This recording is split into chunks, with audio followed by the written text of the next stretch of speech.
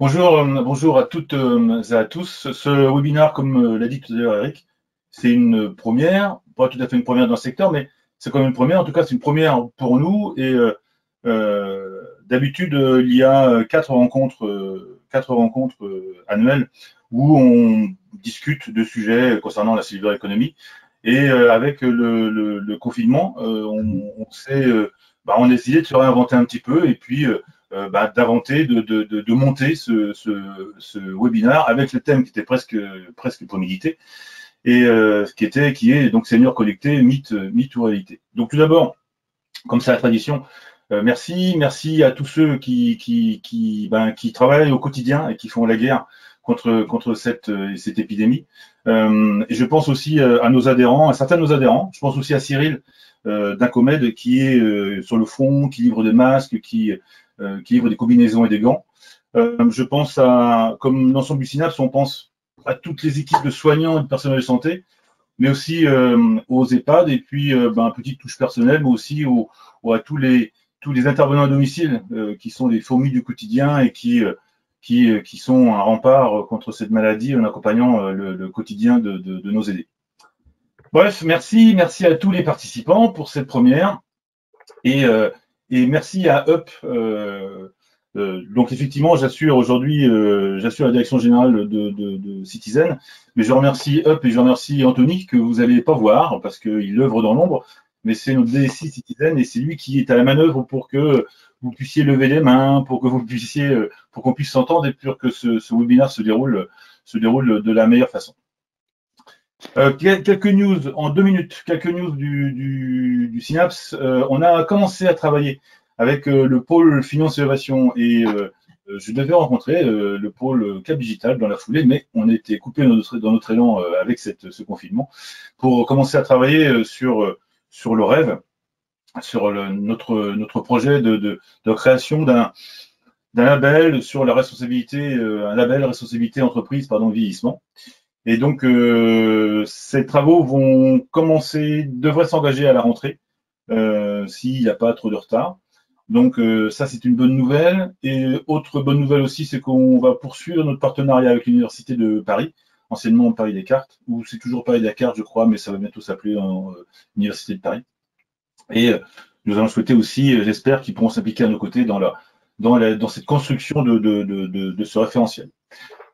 Donc voilà, je vous souhaitais moi aussi un très bon webinaire. Cette initiative marque une étape pour nous et je pense que loin des effets de manche, cette initiative marque aussi nos spécificités, les spécificités du Synapse, qui est d'être un syndicat professionnel du secteur au service des entreprises, de la Silver Eco et de ses adhérents. Maintenant, je vais passer la main à Anthony, qui va vous expliquer en 2 mots comment ça se passe techniquement, avant de confier l'animation à Eric, l'animation de ce webinaire, donc à Eric. Je vais disparaître, moi je vais couper ma webcam pour que tout le monde puisse apparaître. Et vas-y, Anthony, à toi. Merci encore. Merci Arnaud. Bonjour à tous. Donc, moi je suis Anthony Di Massimo, donc DSI pour la filiale Citizen du groupe Up. Donc dans cet élan de solidarité, eh bien, je suis l'homme de l'ombre qui met à disposition les moyens techniques au Synapse de faire cette présentation, ce webinaire, pardon. Donc je vais vous expliquer grosso modo en quelques mots simples comment ça va se passer. Donc bon, déjà vous nous voyez tous, enfin sauf moi bien sûr, moi je suis caché, mais voilà, grosso modo vous pouvez tous nous voir. Vous voyez aussi une présentation à l'écran qui va être déroulée au fur et à mesure de l'événement. Donc grosso modo, vous allez être un petit peu en écoute là tout le long, avec des échanges avec les intervenants entre eux, un petit peu comme un tour de table, ce qu'on peut voir lors d'un séminaire traditionnel. Ce qui va se passer, c'est que tout au long de l'événement, vous avez la possibilité de poser des questions par écrit. Vous pouvez le faire, donc alors en haut à droite de votre écran, vous avez une petite barre avec une flèche orange, un petit bouton blanc avec une sorte de bulle et en dessous une main. Donc c'est cette petite barre qui va vous permettre d'intervenir et d'interagir avec nous tout au long du séminaire. Alors les règles, elles sont les suivantes. vous pouvez poser des questions sur l'événement avec ces outils par écrit. Ça, pas de problème. On traitera vos questions à un moment donné du webinaire. Vous posez vos questions avec ces outils. Ensuite, vous avez la possibilité de lever la main. Alors, ça présenté par une main. Cette option-là, vous ne pourrez on vous invite à l'utiliser uniquement les 30 dernières minutes du webinaire où là, on va dire, on vous laissera l'opportunité de vous exprimer. Donc, vous lèverez la main. Moi, je vous donnerai l'autorisation de parler. Donc, bien sûr, je vais vous présenter avant de vous donner le micro. Et là, vous pourrez parler et échanger avec les intervenants que vous voyez à l'écran. Juste une petite chose, pensez bien à vous présenter, à dire ce que vous faites, votre fonction. Voilà, n'hésitez pas à vous présenter, c'est vraiment important pour l'ensemble du collectif. Qu'est-ce que je peux vous dire d'autre là-dessus? Eh bien, écoutez, n'hésitez pas, abusez des questions. Donc, je vois qu'il y a déjà eu des questions d'ailleurs au passage. Alors, on va les traiter pareil en fin de séance. On les reprendra, on en sélectionnera, on répondra aux questions comme on le peut. Il y en a, à mon avis, il y en a avoir beaucoup. Vous êtes nombreux à avoir participé, vous êtes inscrits sur cet événement. Donc, allez-y, posez vos questions. Je laisse la main à Eric. Merci à tous et bon webinaire. Merci beaucoup, Anthony. Merci Arnaud.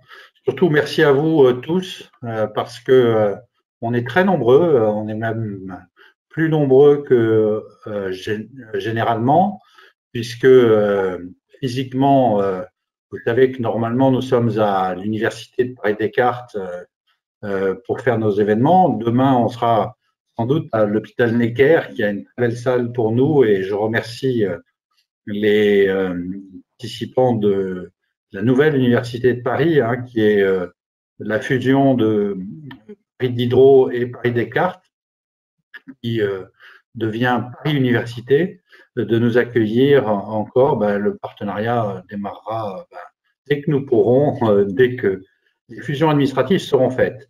Ceci dit, c'est très intéressant de travailler comme ça en webinar.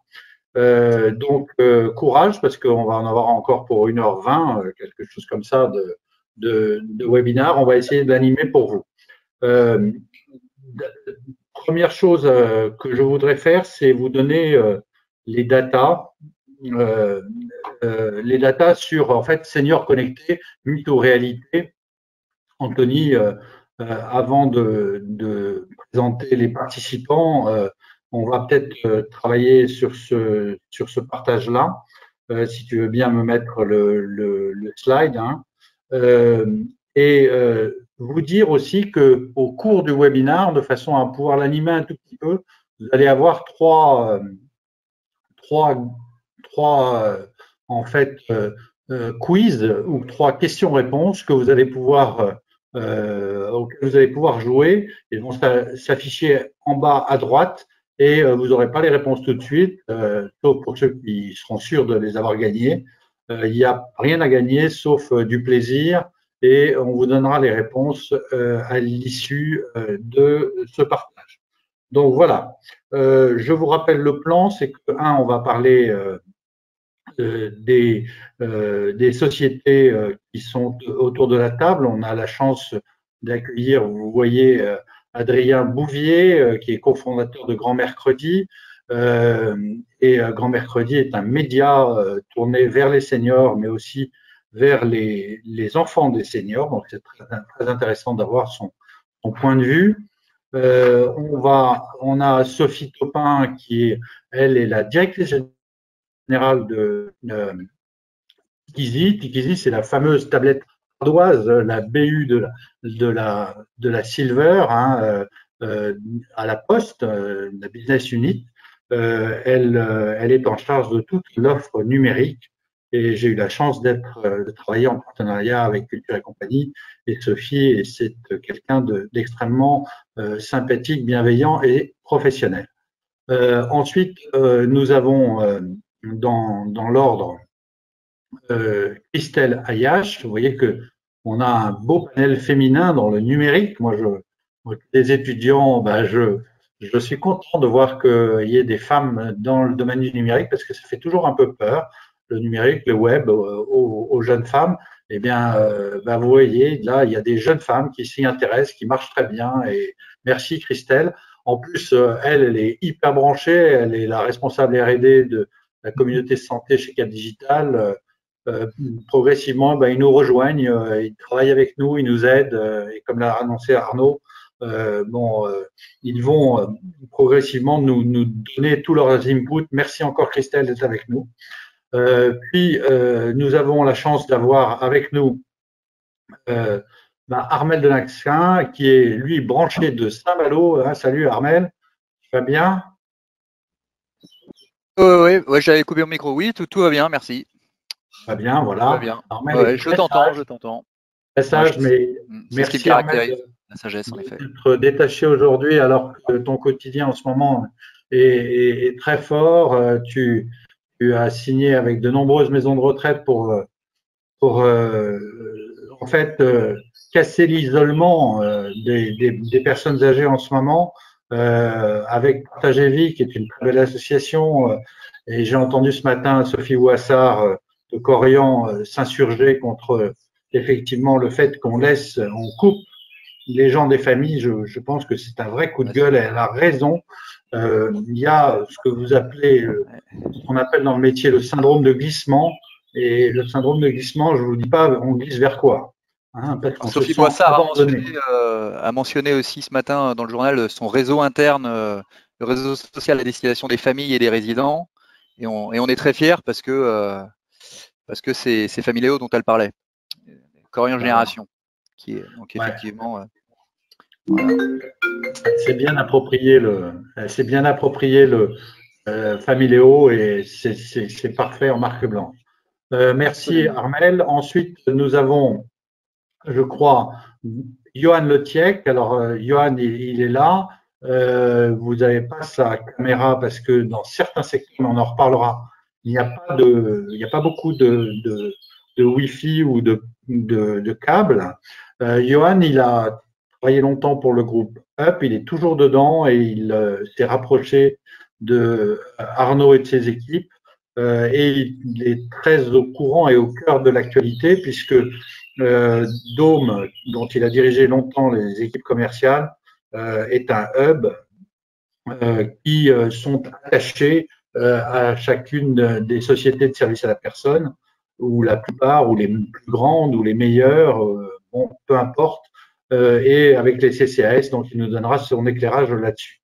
Et puis enfin, Benoît Gobelot, qui est le président fondateur de Matinal, et Benoît qui a été notre ancien président du Synapse, qu'il a maintenu et fait vivre et repartir. Et Benoît dirige Matinal, et il a beaucoup de data sur comment les seniors sont connectés et comment ça marche. Alors, on va tout de suite commencer.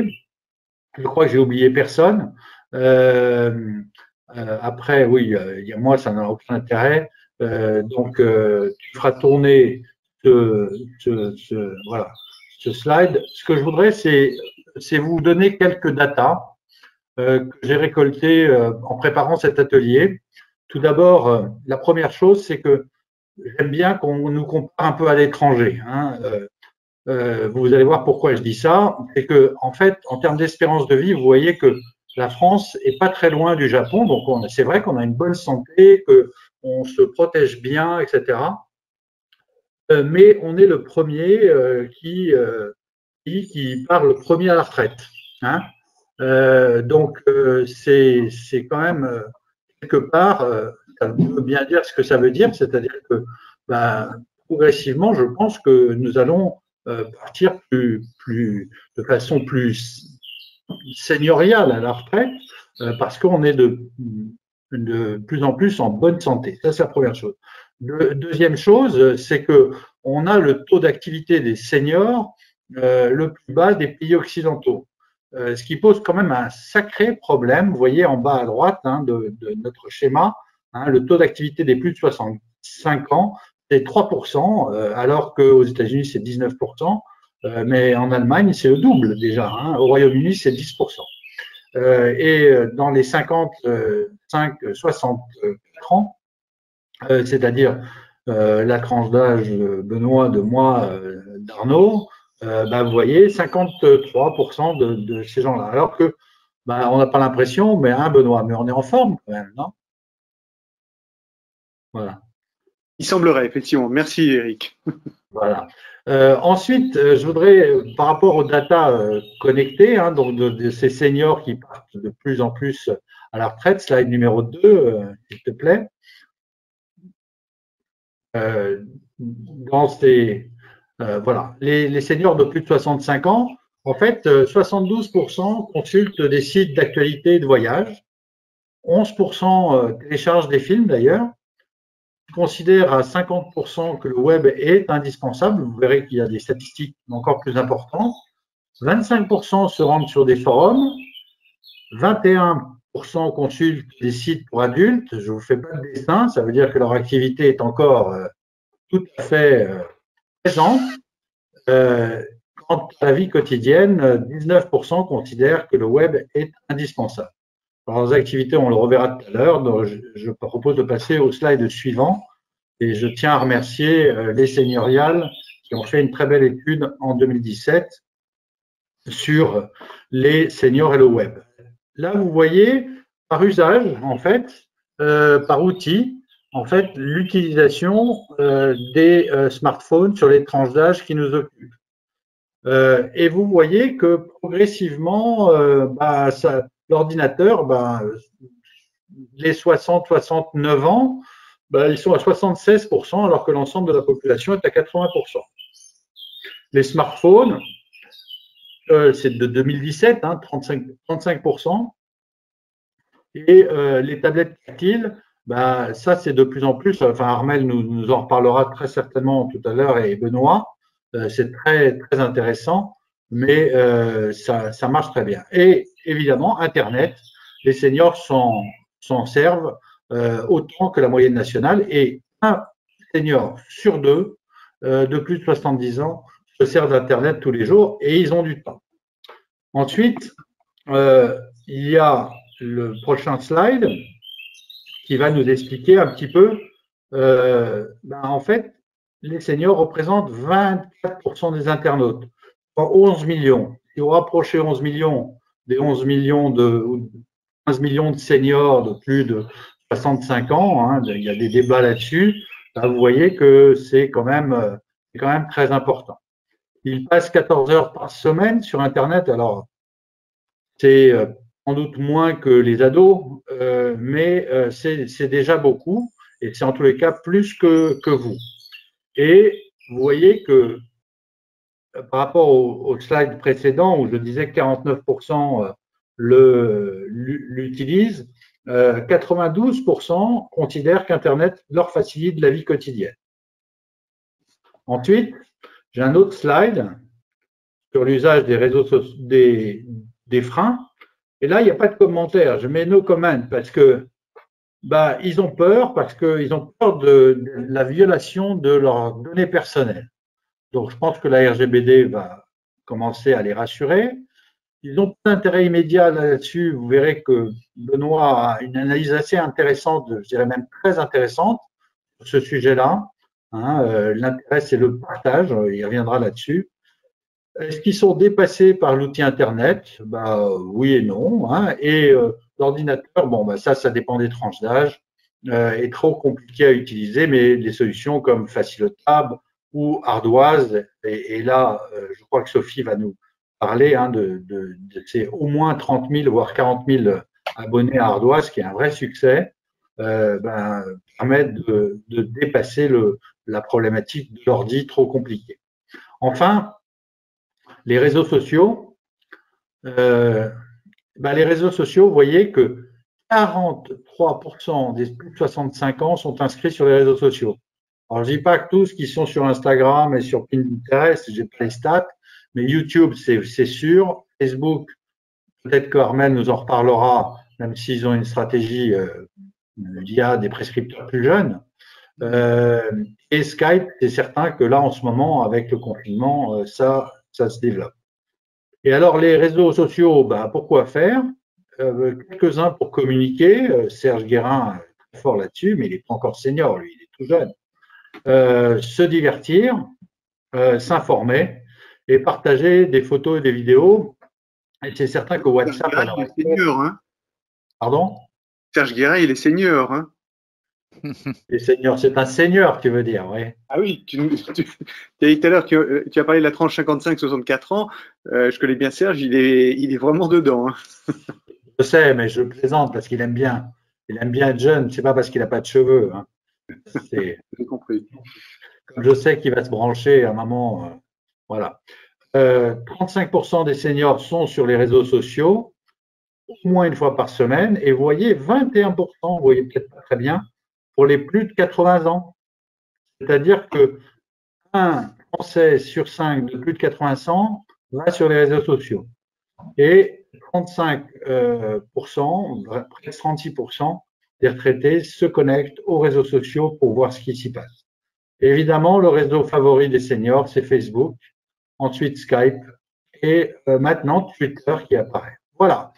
J'espère que ces petits chiffres vous sont utiles. On vous les passera pour ceux qui le veulent. Ils sont à votre disposition. Je les ai préparés pour vous et pour cet atelier. Et le Synapse, dans sa grande largesse, distribue des choses qui ont été faites par les seigneuriales. Donc, il n'y a pas de secret. Voilà. Ben, écoutez, je voudrais commencer le bal par tout seigneur, tout honneur. Sophie, si tu veux bien nous expliquer un peu ce que fait Ardoise et quelle est ta conviction sur les seniors connectés. Éric, je me permets juste d'intervenir. C'est Anthony Di Massimo. On a quelques participants qui demandent s'ils pourront récupérer la présentation que tu as faite. Je viens de le dire, tu as raison. Je répète que oui, vous pourrez récupérer la présentation que j'ai faite. Ça marche. On pourra Merci. distribuer par je ne sais pas quel moyen. Sophie, on revient à la question. Donc, seniors connectés, vous, est-ce que vous avez des données à la poste chez Ardoise? Comment ça marche et quelle est votre opinion là-dessus? Bonjour à tous. Donc Sophie Topin, je travaille à la direction de la Silver Economy de La Poste et je suis directrice générale de Tikizi, donc la filiale de La Poste qui a développé la tablette Ardoise, qui est une tablette conçue spécialement pour permettre aux seniors de se connecter. Donc évidemment, Eric, on a plein de données sur les seniors connectés. Alors déjà, avant tout, pour nous, un senior connecté, c'est pas un senior qui a une box, parce que nous, on se base sur l'étude du Crédoc qui sort tous les ans à la fin de l'année, qui est le baromètre du numérique. Les derniers chiffres fin 2019 montraient qu'on avait 67% de seniors, donc de 70 ans et plus, qui avaient une box. Pour nous, le senior connecté, c'est le senior internaute. Et c'est pas tout à fait la même chose, puisque déjà, si on regarde les internautes, on tombe à 58%. Donc, vous voyez, il y a déjà 9 points d'écart entre celui qui a la box et celui qui est internaute. Et on tombe à 44% sur des seniors qui se connectent tous les jours. Donc, des vrais internautes, on va dire. Donc, il y a la fracture numérique, elle existe, elle diminue, puisque en 2015… Pardon ?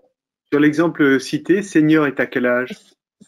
Là, nous, on prend les 70 ans et plus. 70 ans et plus, merci. Oui. Juste Sophie, excuse-moi de t'interrompre. Quand les intervenants vous interrompez, ce qui est tout à fait légitime, juste représentez-vous parce que pour que les internautes puissent savoir qui vous êtes, parce que vous avez votre nom juste en dessous, mais on n'a pas associé votre nom à votre voix de suite, hein. Sophie, je te remercie. Donc, je reprends. Donc, ce taux d'internautes a énormément augmenté en 5 ans. En 2015, il n'y avait que 38% d'internautes. Aujourd'hui, on a 58%. Néanmoins, depuis un an, il stagne. C'est-à-dire, on a chaque année, de 2015 à 2018, ce taux a augmenté. Et entre 2018 et 2019, il est resté à peu près au même niveau, 58-59%. Donc, peut-être qu'on arrivait à un palier. Voilà. Donc, ça, c'est la première donnée.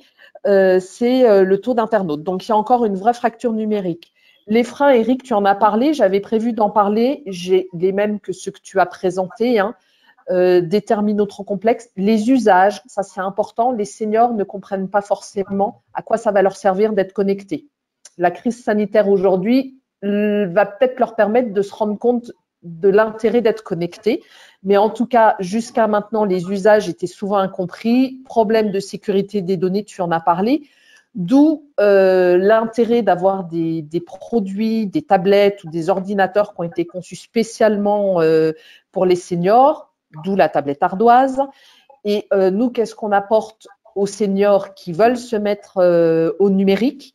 On leur apporte de la simplicité, alors pas que dans la navigation, mais également dans la prise en main de la tablette. On a un accompagnement, on a de l'assistance téléphonique, on a un postier qui vient à domicile, pas en ce moment évidemment, mais en temps normal, il vient à domicile pour installer la tablette.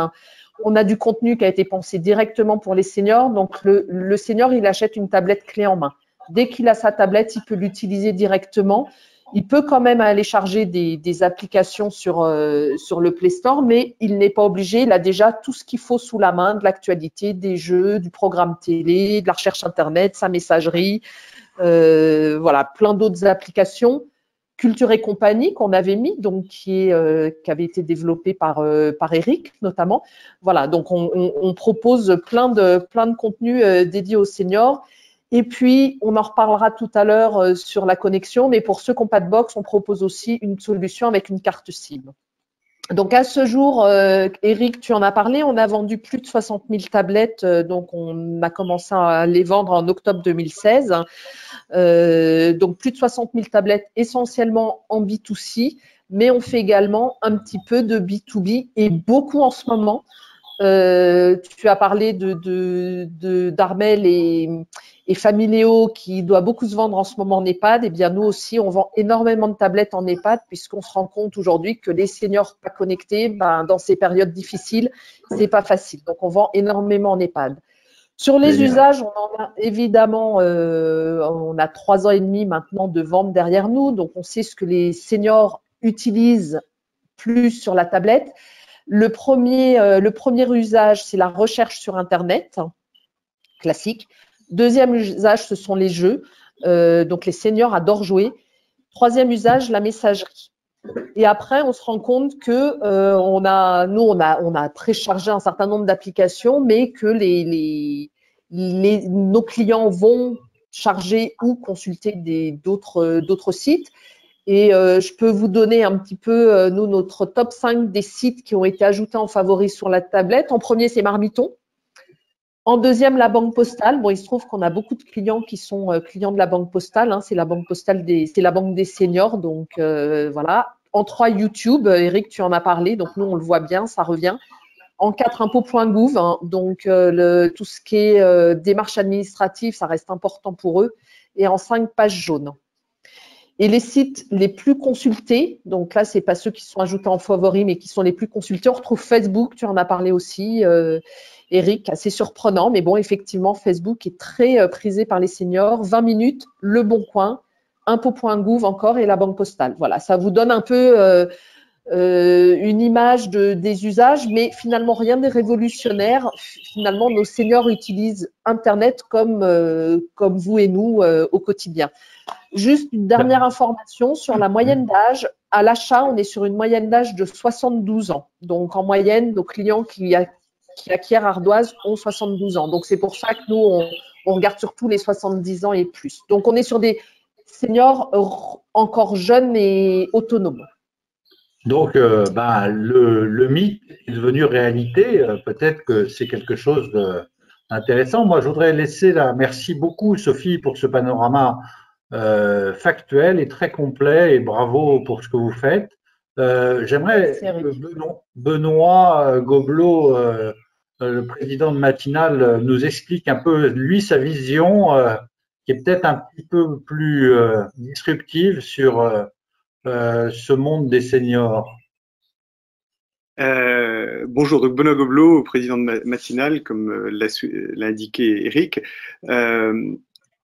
Donc effectivement, il y a eu un certain nombre de données qui ont été présentées par Eric, par Sylvie Topin.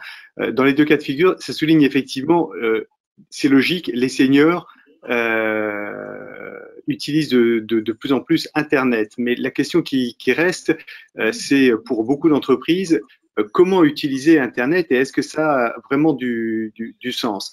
Alors, est-ce que c'est un média tout court? Oui, c'est un média, et c'est un média complémentaire à tous les médias qui sont consommés par les seniors. Il ne faut jamais oublier que les seniors sont les plus gros consommateurs de tous les médias. Vous prenez n'importe quel média, la télévision, la radio, la presse, le cinéma, Internet, ils sont toujours parmi les plus gros consommateurs en temps. Voilà, donc ils sont tout le temps à la recherche d'informations, et d'ailleurs c'est très drôle, les sites nommés par Tikizi auprès des seniors, ça souligne bien effectivement cette soif d'information, cette recherche d'information. Après, c'est l'usage. Alors, je voulais dire deux, trois choses. Le premier me revient à l'esprit, un test que fait régulièrement Jacqueline Gossens, qui a été la vice-présidente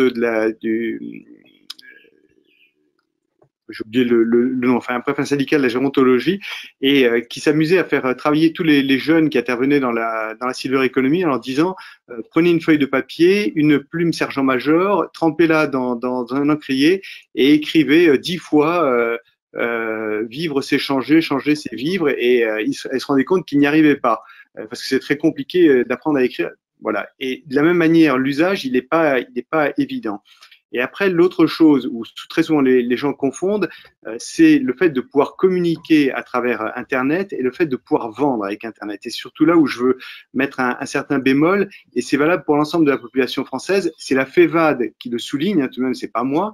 La FEVAD a publié des chiffres en début d'année. L'e-commerce représente en tout et pour tout sur l'ensemble de la population française 10% du commerce global. Donc 90% continuent à se faire dans du commerce physique.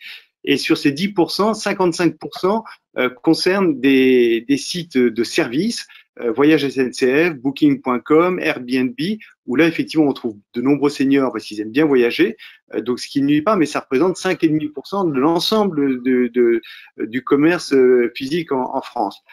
Les 10%, c'est en France. En Grande-Bretagne, c'est 18%. Donc voilà, c'est important, mais ça reste tout de même une minorité. Donc il ne faut pas en espérer plus que cela. Et assez régulièrement, on trouve des freins. Je veux juste citer comme exemple le leader français aujourd'hui de la vente de produits de protection urinaire, sphère santé, on estime le marché à peu près 3 millions de consommateurs, ce qui est colossal. Eux en comptent à peu près 80 000. Et aujourd'hui, ils ont à peu de choses près atteint leur plafond. Sans aucun doute que les 80 000 premiers étaient relativement faciles à attraper parce que c'est des gens qui avaient trouvé l'intérêt d'Internet. Les 2 920 000 restants, ce sont tout de même des gens qui continuent à aller en hypermarché, en pharmacie, et qui trouvent d'autres intérêts. Donc, Internet est effectivement utile, mais ce n'est pas la panacée universelle. C'est les seuls bémols que je mets. Et par exemple, moi, je suis très actif dans un secteur où il y a beaucoup de seniors. C'est pas un secteur marchand, c'est un secteur caritatif. Le secteur caritatif aujourd'hui collecte des fonds essentiellement auprès des seniors. On dit que il y a 5 millions de donateurs en France qui sont des personnes entre 70 et 75 ans et qui font des dons moyens d'environ 50 € chaque année à une dizaine d'associations, ce qui représente 500 €. Les dons se font essentiellement par chèque postal et les taux par web, c'est de l'ordre de 5 à 10%, pas au-delà. Ouais, c'est très intéressant. Bon, voilà une autre vision.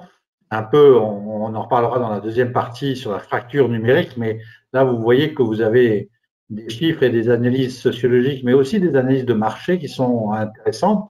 Peut-être, Adrien, si tu me permets, je voudrais te passer la parole pour que tu nous expliques un peu ce que tu fais.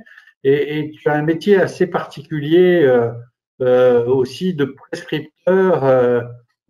Tu travailles aussi avec pas mal de sociétés. Nous, on t'a utilisé dans la Silver Alliance avec Benjamin Zimmer. C'est très intéressant ce que tu fais. Explique un peu. Utilisez-moi.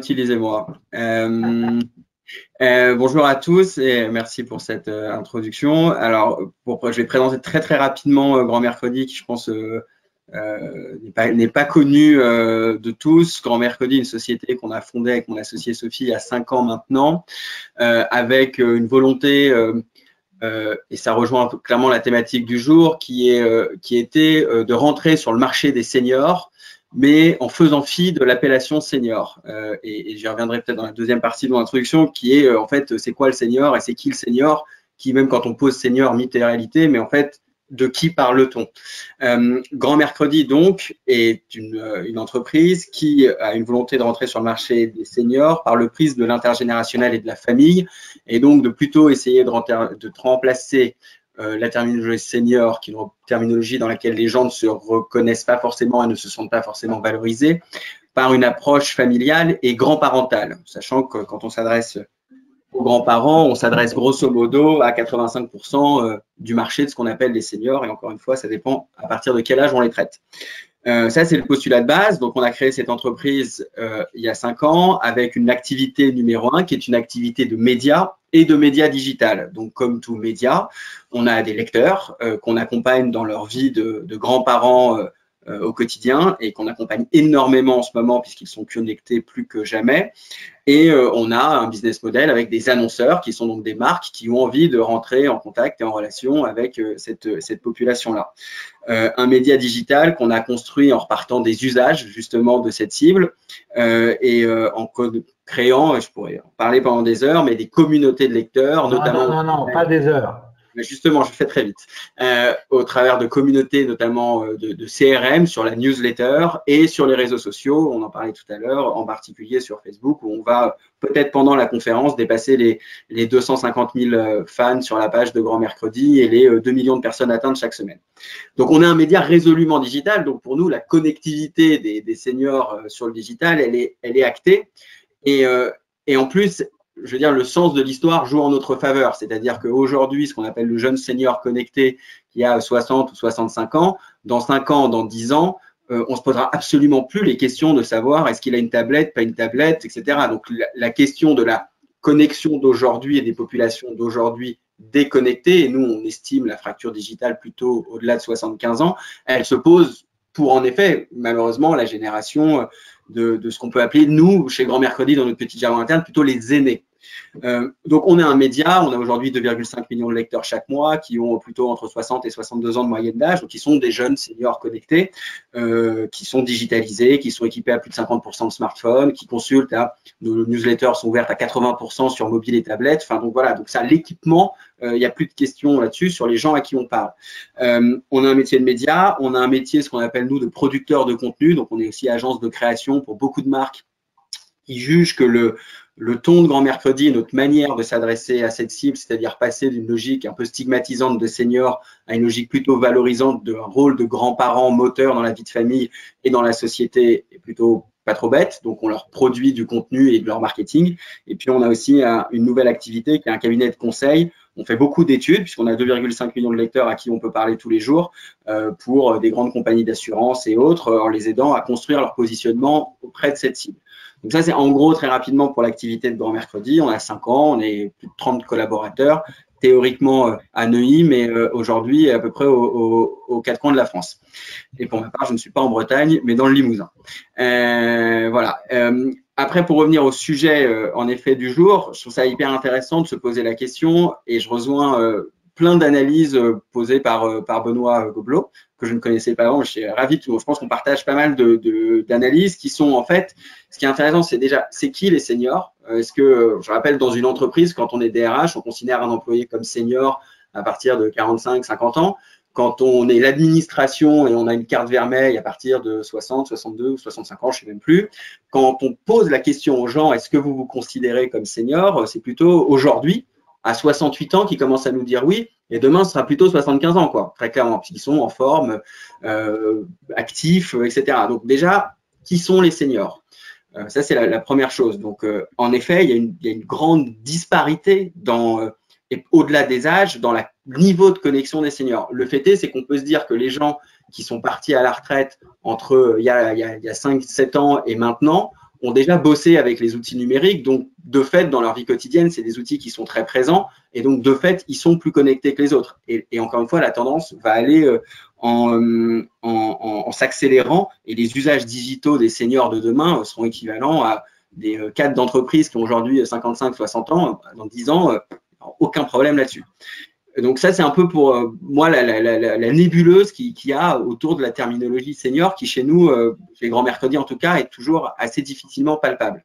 Et après, en effet, la deuxième chose, c'est les usages, et j'en aurais fini, c'est ils font quoi les seniors sur Internet et comment ils consomment Internet. Nous, on est un média digital, donc on pourrait se dire, bah, s'ils n'étaient pas connectés, Grand Mercredi n'aurait aucun intérêt à créer un média digital, et on voit que notre média performe et surperforme en ce moment. Donc, on sait qu'ils sont connectés, mais dans leurs usages, j'y reviendrai, ils achètent, en fait non, parce que là où ils achètent, et c'est ce que Benoît disait, ils achètent sur des endroits où ils ne peuvent plus acheter dans le commerce. On parle beaucoup de la SNCF, ouais, mais en fait c'est parce qu'on a fermé une immense majorité des agents chez SNCF, qu'ils n'ont pas envie d'aller acheter une borne dans une gare. Donc là, oui, SNCF, ils y vont. Et puis oui, SNCF, c'est la SNCF, donc c'est un tiers de confiance.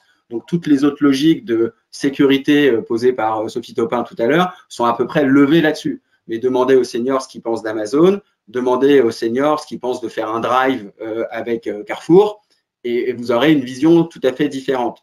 Donc, je pense qu'il y a vraiment, et le confinement, pour le coup, elle va être un formidable accélérateur de la digitalisation des seniors, puisque finalement, ils n'ont pas le choix. Ils n'ont pas le choix, ils sont chez eux et ils se forment. Et nous, on le voit chez Grand Mercredi, la demande en utilisation des outils numériques et en formation, elle est exponentielle à leur propre niveau, c'est-à-dire que j'ai les jeunes seniors qui nous demandent toujours comment je crée un blog, comment je crée mes groupes WhatsApp, comment je vais créer mon compte Instagram, et puis il y a les plus âgés d'entre eux qui, eux, sont plutôt dans l'appréhension et le début d'utilisation des services en ligne, et on vient de faire des vidéos pédagogiques, par exemple, et j'en aurais fini pour la Fédération bancaire française, sur l'utilisation de ma banque en ligne, et sur comment je peux remplacer ma visite à la banque du coin de la rue par une utilisation de la banque en ligne. J'ai été très intéressant. Très intéressant. Benoît Gobelot, juste un commentaire par rapport à ce que vient de dire Adrien. Par rapport au Drive et Carrefour, en réalité, c'est une étude qui est sortie hier de Kantar. Effectivement, les boomers se ruent maintenant sur le Drive, mais il y a deux choses. Évidemment, c'est lié au confinement et au risque du virus, d'autant plus qu'ils sont plus impactés que toutes les autres tranches d'âge, hein, tout le monde le sait. Mais ils vont chez les marques qu'ils connaissent. Hein, ça rejoint effectivement ta remarque sur SNCF et sur d'autres marques. En réalité, ils plébiscitent le web quand c'est associé à un magasin physique où ils savent qu'ils peuvent effectivement aller porter réclamation ou voir plus. Voilà. Je veux juste mettre ce… Ok, merci. Je crois qu'Anthony va nous passer un petit quiz, une petite réponse. Il n'y a pas d'enjeu, ne vous faites pas peur. On va vous laisser une minute pour souffler et faire une réponse avant de donner la parole à Johan Letiec, de Citizen. Voilà. Selon vous, à quel âge est-on senior ou peut-on prétendre au versement de l'APA? L'APA, tout le monde sait, hein, c'est l'aide pour l'autonomie, c'est une aide, hein, un versement d'allocation, l'allocation pour les seniors. Est-ce que c'est 60 ans, 65 ans ou 70 ans? Ça, c'est défini le critère à laquelle on pense qu'on est senior. Alors, vous cliquez dans l'une des réponses. C'est anonyme, bien entendu. On ne dira pas si vous avez mal répondu et que, par exemple, Benjamin Zimmer, qui est le spécialiste des seniors, bien entendu, a une mauvaise réponse. On ne le publiera pas sur le net. Je m'en porte garant. Voilà. Tout le monde a répondu. On va continuer parce qu'on n'est pas tout à fait dans les temps. Voilà. Je voudrais passer donc la parole à Johan Letiec. Johan, je ne sais pas si ta caméra pourra marcher. Enfin, en tous les cas, est-ce que je peux te poser la question, toi qui interviens au jour le jour avec les sociétés de services à la personne, comment tu vois la connexion de tes seniors, notamment de ces seniors qui sont aidés, donc ils sont plus âgés peut-être que la moyenne nationale. Et puis, tu as le deuxième aspect via les CCAS, mais les CCAS, malheureusement, sont un peu morts avec la décentralisation et le fait qu'il n'y a pas assez de de vie et d'argent là-dedans et que les maires ont dû faire des arbitrages. Je le regrette, mais c'est comme ça. Il faut dire la vérité. Donc, Johan, je te laisse la parole. Ok, donc merci. Donc, moi, j'interviens au sein du groupe Hub depuis plusieurs années et j'ai eu l'occasion de 2016 à 2019 en fait de travailler sur un projet, donc un produit d'ailleurs qui est Dome, et avec un constat un constat assez simple, hein, c'était qu'il manquait une coordination globale autour de la personne maintenue à domicile, donc la personne accompagnée, âgée ou en situation de handicap. Et on s'est dit, le numérique doit forcément jouer un rôle là-dedans. Donc on a commencé en 2016, donc j'imagine que c'était un petit peu compliqué en 2016 d'arriver et de parler de numérique au domicile, quoique. Et donc rapidement, on a positionné Dome comme un hub, c'est ce que tu as dit tout à l'heure, un hub concentrateur d'informations partagées, consolidées autour de la personne maintenue à domicile. Et on a décliné une app pour du coup mettre à disposition l'information et permettre des interactivités sur des plannings, etc. Du planning, de cahier de liaison numérique, etc. Au tout début, moi, commercial, je parcours la France, et puis du coup, je me suis un petit peu cassé le nez en disant il faut impérativement mettre une tablette au domicile. C'est là le vrai sujet, il est là. On met une tablette au domicile et la personne âgée elle va se connecter, va partager et va interagir. 3 ans plus tard, on a tout revu et on s'est dit en fait le senior accompagné à domicile à 80, 85 ans, le numérique n'est pas forcément le sujet ou une tablette ou un smartphone, c'est pas ce qu'il manie au quotidien. Par contre, on parle de senior et nous en senior, on a l'aidant familial. Et là, en fait, on a le senior utilisateur du numérique qui a besoin du numérique pour se faciliter la tâche, pour être rassuré, pour avoir le moyen d'échanger avec la structure de maintien à domicile facilement, en dehors des heures de travail, etc. Donc pour moi, le senior consommateur de mon produit Dome, aujourd'hui, c'est l'aidant familial qui a 60, 65 ans, qui est juste à qui bossait, qui bosse plus, en tout cas qui lorsqu'il va chez Orange s'acheter un smartphone, enfin un téléphone, pardon, ce sera forcément un smartphone. S'il prend son forfait téléphone, ce sera forcément avec de la data, etc. Donc il aura forcément accès au numérique et ce sera facile pour lui d'installer une app et de pouvoir se connecter sur Dome, regarder à quelle heure passe l'aide à domicile, l'aide soignante, s'il ne faut pas décaler le rendez-vous de l'aide à domicile pour pouvoir aller chez le médecin, etc. Donc on a vraiment positionné là en 3-4 ans Dome autour de la coordination avec les aidants familiaux qui sont nos seniors consommateurs et utilisateurs. Donc tu remarques, ce que je comprends, c'est que tu remarques que de plus en plus de sociétés de services à la personne sont connectés via vos outils ou utilisent vos outils, mais la connexion directe faite par les seniors en ce qu'on va appeler B2C, elle est loin d'être faite. Alors, je le fais de manière un petit peu différente. C'est-à-dire, on est partenaire avec Ardoise, donc c'est à travers la tablette Ardoise qu'ils vont venir consommer de l'information, donc une application Dome. Mais ça, on cible bien une approche un petit peu différente. On a un accompagnement fort des personnes pour accéder au numérique. Donc, je confie pas quand j'ai un certain âge, en tout cas, quand je suis senior bien avancé, si j'ose dire, on va passer par un accompagnement, un service. Donc avec peut-être le service, c'est peut-être une tablette adaptée, mais c'est aussi des ateliers numériques comme on voit avec Facilotab qui a mené pas mal de dossiers, de projets avec des structures pour mettre en place des ateliers d'accès au numérique, pour rassurer du coup la personne âgée, dépendante, et pour pas la laisser seule à son domicile face à un bout de verre, quoi. Ouais, ça, je me permets d'intervenir parce que j'ai eu l'occasion de gagner avec Culture et Compagnie l'hackathon des Hauts-de-Seine et on a testé effectivement en HAD la tablette on a testé en CCAS, on a testé en privé, on a testé en service à domicile, hein, avec Domusvie notamment. Et c'est vrai que chaque catégorie de seniors, chaque catégorie d'intervenants qui utilisent la tablette avait ses propres problèmes, et on est arrivé avec le conseil départemental des Hauts-de-Seine à mettre en place des ateliers de formation. J'ai recruté 2 stagiaires pour faire ça, pour mettre en place les choses, et malgré ça, c'est pas top. Et je crois qu'effectivement, François Lerebourg de Facilota fait un travail remarquable, et je pense que la Poste aussi, il met du sien avec ses 80 000 facteurs. Je pense qu'il y a beaucoup de travail, mais ça sera intéressant tout à l'heure d'écouter un peu ce que nous dira sur le terrain Armel avec le service de Familio et de la Poste veiller sur nos aînés. Je serais très intéressé de savoir comment ça se passe. Merci Johan, c'est très intéressant. Je voudrais qu'on voit un peu on reparte dans la technique, et un petit peu comment Christelle voit les choses côté de Cap Digital. Est-ce que côté Cap Digital, vous êtes avec nous encore? Vous êtes branchés?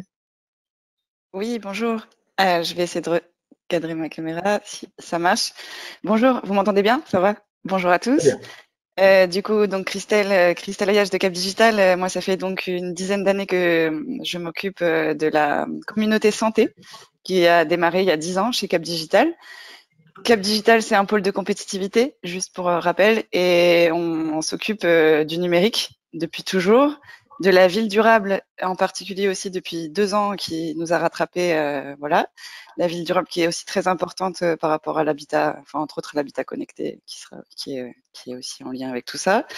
C'est quoi la ville durable? La ville durable, c'est très large. On a la ville durable, donc ville durable et tout ce qui est autour de la ville durable en général, ville numérique qu'on connaît très bien, mais aussi aujourd'hui est beaucoup plus large que ça. Et dernièrement, on a aussi fusionné avec un pôle de compétitivité du Nord des Hauts-de-France qui s'appelle le PICOM et qui s'occupe de tout ce qui est commerce et distribution. Donc ça aussi, c'est un vrai sujet pour la Silver Economy.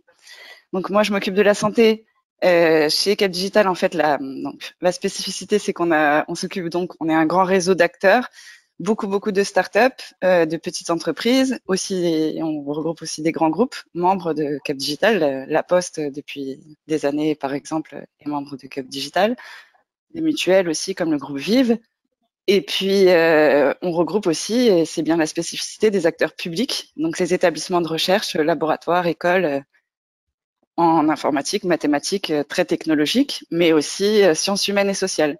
Donc, on travaille avec tous ces acteurs pour les aider à grandir, à travailler ensemble, à obtenir du financement public quand il y en a besoin, et puis également pour les startups, l'accélération des entreprises, etc. Bref, l'objectif, c'est vraiment d'être aux côtés de tous ces acteurs et en fonction de leurs besoins au quotidien, de pouvoir les aider au mieux. Voilà, ça c'est pour Cap Digital. Si je repars sur la santé, c'est la santé numérique, le bien-être, la Silver Economy. On est impliqué depuis 2012 dans la filière de la Silver Economy, donc on a à peu près un tiers on a 100 acteurs en santé, et sur cette centaine d'acteurs, on a bien un tiers de ces acteurs qui s'intéressent très fort à tout ce qui est lié à la Silver Economy, au vieillissement, et du coup, effectivement, on n'est pas, moi je me sens un peu moins experte toujours, et je viens toujours en toute humilité et ravie d'être avec vous aujourd'hui en tout cas.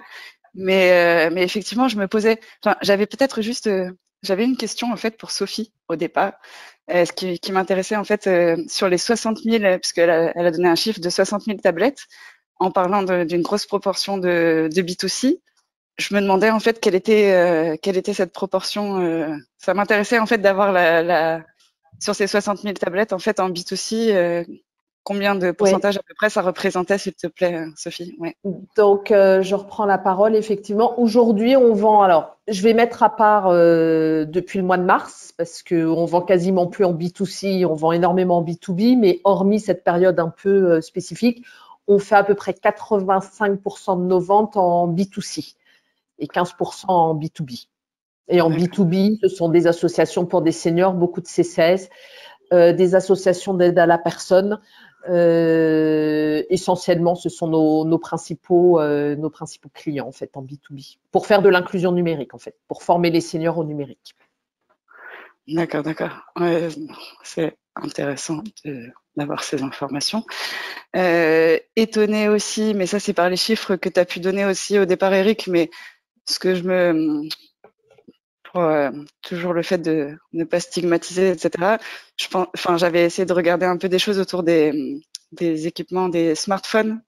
Enfin, on se dit quand même que pareil, les smartphones effectivement sont quand même de plus en plus, sont en grand nombre. Beaucoup de seniors ont des smartphones quand même. Alors voilà, la proportion effectivement. En tous les cas, dans les études dont on a pu me parler et qu'on a pu aussi, dont on a pu me parler, c'est effectivement donc ceux qui sont équipés de smartphones utilisent effectivement,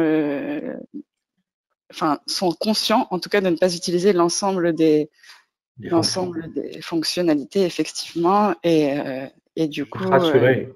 Oui. Je me permets de te couper parce que la question est intéressante pour tout le monde. Et d'ailleurs, dans le chat des questions, vous avez un chat dont vous pouvez poser des questions. Il y a un gérontologue qui me dit est-ce qu'on peut parler des smartphones et de l'utilisation des smartphones et puis oublier le mot senior. C'est vrai que j'ai eu des gens au téléphone qui m'ont dit moi, je m'inscrirai pas à ton webinar parce que ça ne me regarde pas. J'ai 63 ans, je ne suis pas senior. Donc, vous voyez, donc 75% des gens ont des smartphones. Nous devions avoir Valérie Olek, la présidente IMIA de Doro, sur le plateau. Malheureusement, elle est en vacances forcées. Et Valérie me disait que elle vend beaucoup en B2B. Alors après, les stats se perdent chez Darty, Boulanger et la Fnac, tu vois. Mais c'est vrai que Doro a un smartphone, il n'y a plus de téléphone à touche, mais c'est un téléphone spécialement avec moins de fonctionnalités, un peu comme Ardoise ou FacileTab ou Ordissimo. Voilà. J'espère que j'ai répondu à la question. Oui, c'est ça. Je pense qu'il y a certainement le critère aussi. L'âge est certainement. Il y a beaucoup de discussions. C'est sûr que le mot senior est beaucoup employé comme un mot valise et qu'en fonction on sait très bien et vous le savez tous que ce soit au bout du fil en tous les cas, ouais, il y a beaucoup de questions sur ce mot senior. Comme le rappelait tout à l'heure notre intervenant aussi, il parlait des seniors en entreprise. Je peux aussi penser aux seniors dans les grands sportifs, les sportifs de haut niveau. Là, on peut parler de seniorité à partir même de 35 ans. Donc du coup, effectivement, il y a beaucoup de questions qui se posent par rapport à ça. Et ce que je me disais aussi, oui, ce que je voulais dire là, c'était qu'effectivement, dans les seniors, on peut se dire que il y a aussi le critère de l'acculturation professionnelle. Quand on parle de jeunes seniors, de pré-retraités ou de retraités, ils ont quasiment tout. Je pense à mes parents, c'est sûr. Ils ont été déjà formés, en tous les cas, dans la fin de leur carrière sur les outils numériques, et du coup, ils sont beaucoup plus à même aussi à utiliser tout ça que les gens de plus de 75 ans qui sont à la retraite depuis déjà plusieurs années, effectivement, et qui n'ont pas forcément pu avoir ces formations, même au sein de leur profession. Ok.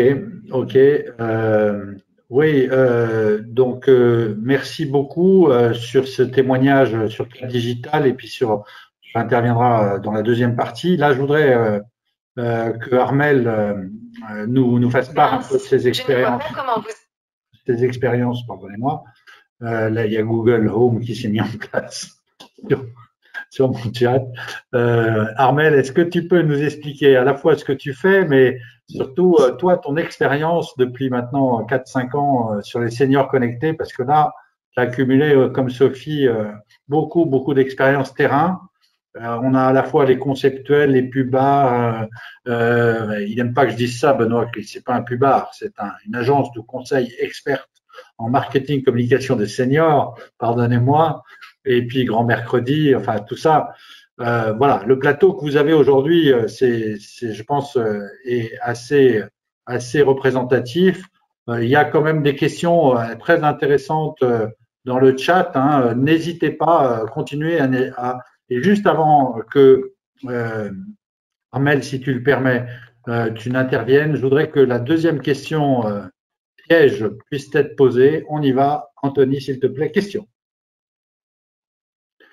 Donc, combien y a-t-il de seniors âgés de plus de 70 ans équipés d'un smartphone?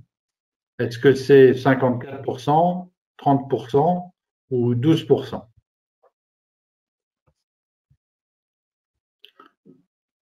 Aujourd'hui. Vous voyez que la question de l'âge est importante. Hein. Et donc, la question de la seniorité aussi.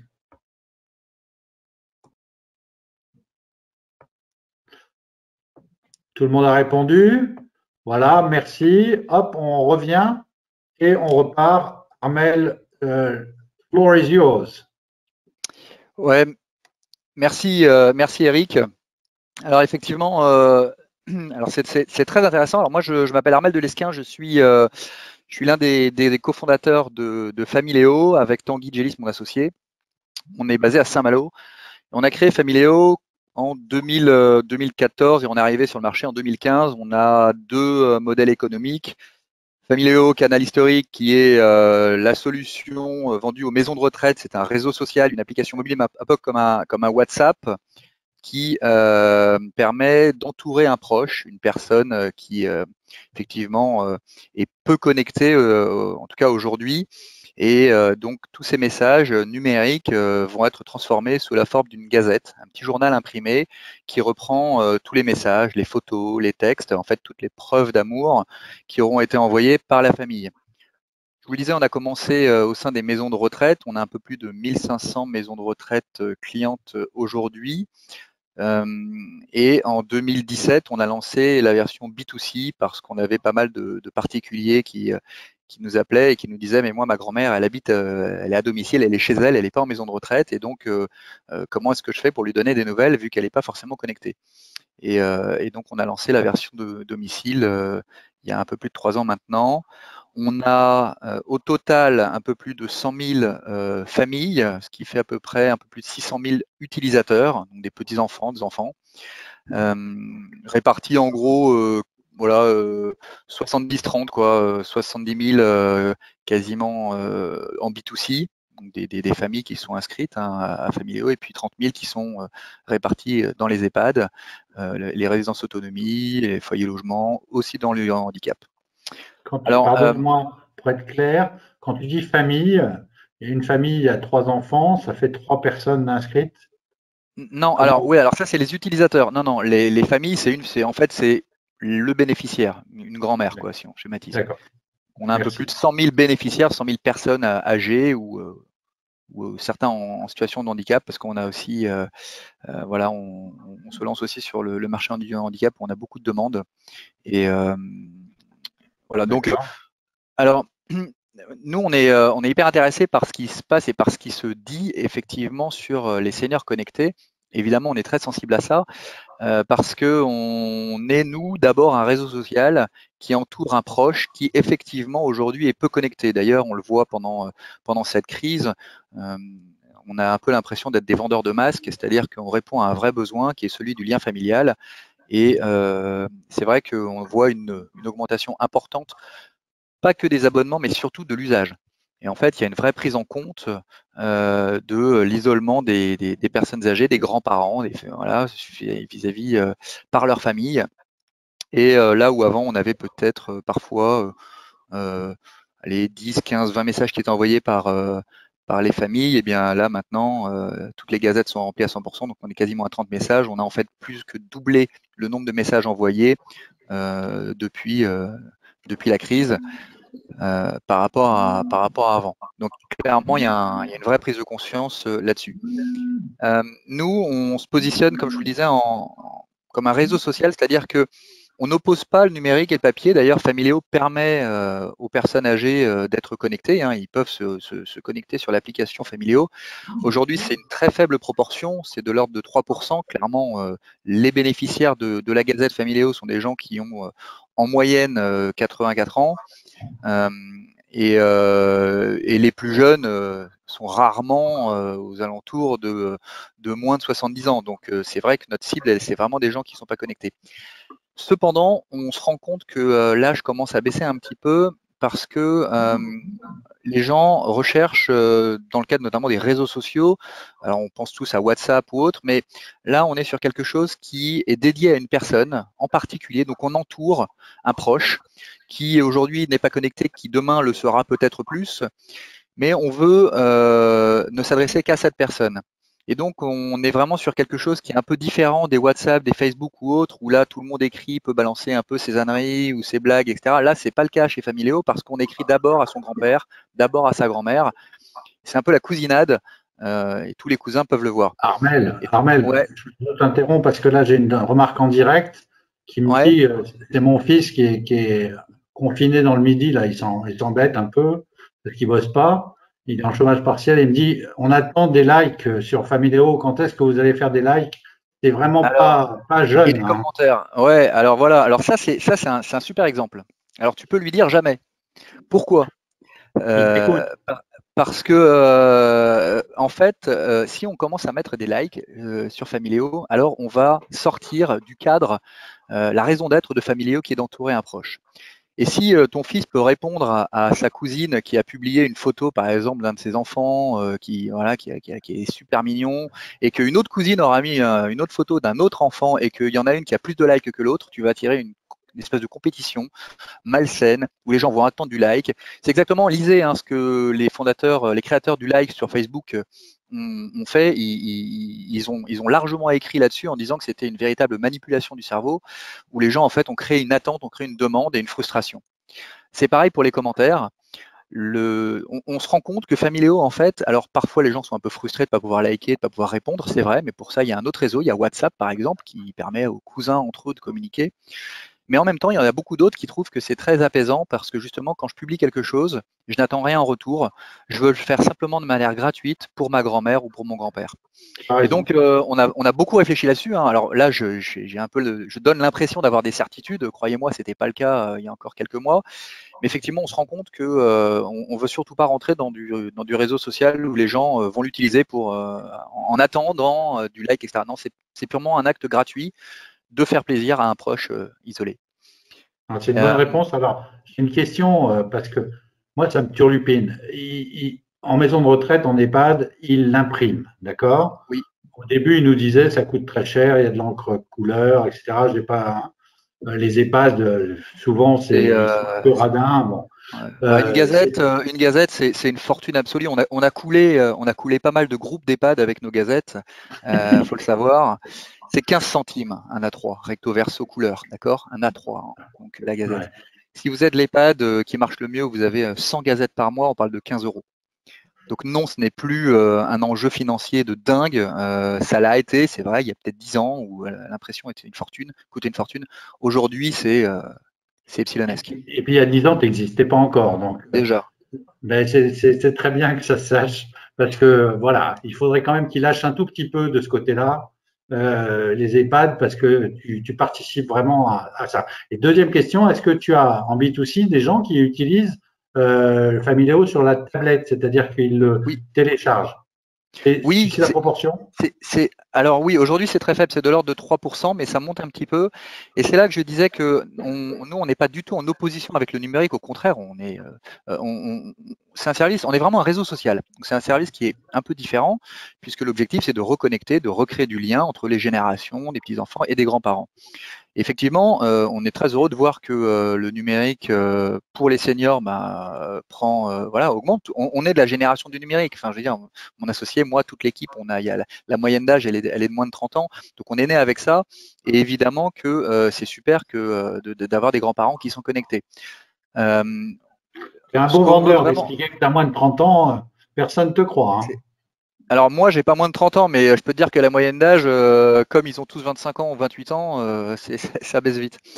Mais voilà, encore une fois, ce qu'on veut vraiment, ce qu'on trouve vraiment très intéressant, c'est le fait que les seniors deviennent de plus en plus connectés, mais ils sont pas forcément plus que ça dans ces réseaux sociaux. Ils sont pas forcément plus, ils sont plus connectés d'un point de vue informatique, mais ils sont pas forcément à l'aise sur voilà, sur les Facebook, sur les WhatsApp ou autres, pour avoir des vraies relations de qualité. Et nous, notre cœur de métier, notre objectif, c'est de recréer ce lien familial, hein, quel que soit finalement le vecteur. Ça peut être une gazette papier. Alors, qui a quand même des avantages, hein. Encore une fois, le papier, c'est quelque chose qui se garde, croyez-moi, même si vous avez des gens qui ont 70 ans, qui sont tout à fait connectés quand ils reçoivent par la poste une gazette, un petit album photo sur du papier quali, parce que l'objectif c'est que ça soit gardé, eh bien croyez-moi, ça a du poids et c'est quelque chose qui est attendu, donc ça apporte une saveur supplémentaire. Le numérique est malheureusement un peu plus éphémère. Une fois que vous avez vu votre poste, bien souvent vous allez plus le voir. On a tous 1000 photos sur nos téléphones et on les regarde jamais. Alors que des jeunes femmes, moi ma femme par exemple, eh bien fait tous les ans l'album photo de la famille, et donc et mes enfants le regardent, et c'est quelque chose qui a voilà qui est attendu. Donc voilà un petit peu ce que nous on constate, c'est effectivement cette évolution de la connexion des seniors. C'est sûr qu'il y en a de plus en plus, mais le lien familial, lui, reste un enjeu, et c'est ça notre combat. Et quelle que soit la manière de recréer ce lien auprès des seniors, voilà, tous les vecteurs sont bons. Merci Armel et bravo. Benoît, tu veux dire quelque chose, c'est ça? Oui, juste rebondir sur tout ce que vient de dire Armel, qui était absolument passionnant. Je trouve que Familéo, c'est le bon exemple de ce que je dis tout le temps, c'est que le numérique, oui, à condition qu'il soit partagé avec les générations qui les suivent et que ça leur délivre un véritable service. Voilà, Armel l'a très bien démontré, mais il faut juste toujours avoir ça en tête. Le numérique pour le numérique, voilà, quand on me dit j'ai une application, très bien, mais en quoi est-elle utile, en quoi va-t-elle être partagée avec les autres générations, parce qu'il faut effectivement que tout le monde l'utilise. Enfin, Armel l'a très bien démontré, mais je voulais juste souligner ça. Non, mais tu as raison, et en préparant cet atelier, avec tout le monde là, moi ce qui m'a frappé, c'est que vous disiez tous, effectivement, c'est les usages. Alors les usages, c'est un mot du digital, pardonne-moi Christelle, mais en fait, il faut que vous reteniez tous les auditeurs là, c'est que en fait, voilà, oui, ils sont connectés, deux, ça dépend les usages qu'ils ont, mais surtout, ils se posent la question de qu'est-ce que ça leur apporte. Et c'est ça le vrai sujet et le vrai enjeu. Si ça leur apporte plus de connexion avec leur famille, leurs amis, leurs potes, entre guillemets, hein, les potes âgés, on va le dire comme ça, hein, si vous me permettez ce jeu de mots, eh bien, ça va leur apporter quelque chose. Si c'est juste pour faire autre chose, c'est pas le cas. Et il faut savoir que la plupart des gens qui utilisent Internet utilisent en fait le site SNCF ou Expedia pour partir en vacances. Alors pas aujourd'hui, c'est vrai, mais c'est le gros usage du web. Donc on va peut-être passer rapidement sur la fracture numérique. On voit bien que Sophie, qui est dans une région magnifique, je ne dirai pas où parce qu'on va rester secret, ou Johan qui est aussi dans une très belle région en Bretagne, mais là il n'y a pas de Wi-Fi. Vous voyez, c'est extrêmement difficile. On va passer à la deuxième question parce qu'après je voudrais que la salle ait la parole. Donc vous pouvez préparer vos questions par écrit, mais aussi les faire aux intervenants. Je voudrais qu'on parte sur un peu le futur. Alors, pour parler du futur, je voudrais appeler dans le web Christelle. Christelle, est-ce que tu peux nous dire un peu comment vous voyez les seniors connectés, la maison de demain, comment ça se passe? Oui, alors, on a commencé, alors très récemment, on a commencé un groupe de travail qu'on appelle chez nous un urban camp, en essayant de mixer en fait des acteurs de l'immobilier, des grands acteurs de l'immobilier, des acteurs de l'IA Silver Economy, des acteurs assurance ou mutuelle. Il y a de grosses problématiques, il y a forcément de grosses problématiques et de grosses réflexions croisées, mais ce qui a été tout de suite, je reviens encore un peu sur le fait de ne pas stigmatiser. Je pense, enfin, il y a l'habitat, enfin, quand on parle d'habitat connecté aujourd'hui, il y a beaucoup de gens de grands acteurs qui ont essayé de déployer des solutions dédiées seniors et qui ne fonctionnent, enfin, en tout cas, qui sur le marché, qui est mis sur le marché ne fonctionne pas encore du tout aujourd'hui. C'est certainement aussi, enfin, c'est pour ça que ça va tout à fait avec la question d'aujourd'hui, hein, de qu'est-ce qu'un senior et finalement les seniors enfin, je vais pas basculer sur la troisième question, mais sur les seniors de demain, c'est aussi les jeunes d'aujourd'hui et du coup c'est certainement des questions plus globales qui se posent et sur ces sujets-là, il y a forcément encore beaucoup de questions sur les standards et sur les modèles économiques aussi. D'accord. Et avec la e-santé, là, parce que vous regardez, vous êtes très très présent, Cap Digital sur la e-santé, est-ce que vous voyez qu'avec le confinement, avec les dernières mesures gouvernementales, est-ce que vous voyez que ça se développe beaucoup et est-ce que vous croyez que nous, on va y aller un petit peu avec, enfin nous, je dis le monde des seniors de la silver economy vers ce monde de la connexion des domiciles? Ouais. Il faut faire attention, en fait, c'est ça. Ce que je me suis dit en réfléchissant vraiment à cette question, c'est aujourd'hui, les seniors, enfin, il y a des difficultés. On sait qu'aujourd'hui, il y a des problématiques liées au numérique que rencontrent les seniors d'aujourd'hui. Il y aura certainement d'autres, enfin, le numérique va aussi évoluer, ça c'est certain. Et que il y aura certainement d'autres problématiques aussi pour les seniors de demain, et que du coup il faut bien appréhender, enfin il faut faire attention et bien appréhender cette évolution effectivement pour ne pas laisser la fracture numérique qui pourrait se renouveler aussi. On a toujours une fracture numérique aujourd'hui, mais il faudrait qu'en tout cas essayer de s'assurer que et d'essayer de faire au mieux pour que toutes les parties prenantes, en tout cas, soient prises en compte pour que chacun réfléchisse.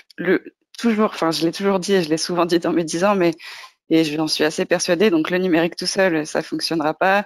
Une entreprise qui réfléchit toute seule, en général, ça marchera pas. Et c'est vraiment en se serrant, enfin, en se mettant tous autour d'une table et en essayant de mettre toutes les parties prenantes autour de la table qu'on arrivera aussi à des solutions pour demain. Super. Écoute, voilà un beau message d'espoir de Cap Digital. Moi, j'aimerais entendre Johan, parce que Johan, tu participes donc à ce faire ensemble du numérique. Comment tu vois demain que Arnaud Dugluet, le patron de Citizen et notre président, dit souvent l'histoire de la montre connectée, hein, de ce senior auquel la montre a sauvé la vie, puisqu'elle lui a donné son taux de glycémie et puis son taux de rythme cardiaque. Il s'est aperçu qu'il avait une crise cardiaque qui commençait et c'est comme ça qu'il a été sauvé. Moi, je pense que effectivement ces outils-là vont commencer à se diffuser. De plus en plus, les baby boomers vont arriver. On va entendre les experts des médias tout à l'heure, Adrien et Benoît. Mais Johan, est-ce que tu peux nous éclairer avant que Sophie n'intervienne aussi? Alors, on a déjà en fait des seniors qui utilisent pas mal d'objets connectés. On a quand même des seniors qui sont des geeks, mais voilà, c'est comme ultra limité. Et à côté de ça, on a des seniors qui se voient imposer des outils, des objets connectés spécifiques et dédiés aux seniors. Donc, on a deux types, et puis entre les deux, il n'y a rien. Et entre les deux, il n'y a rien, ce sera, à mon avis, des gens qui auront des objets connectés sans forcément s'en rendre compte. On parle de la montre Apple, ça devient, excusez-moi le terme, accessible. Et si on est sur du device grand public qui, effectivement, intègre l'électro, le machin, etc., et qui va rappeler à la personne qu'il faut prendre ses médicaments. Donc on a des usages qui peuvent être très, très utiles, très précis, tout en ayant un device grand public.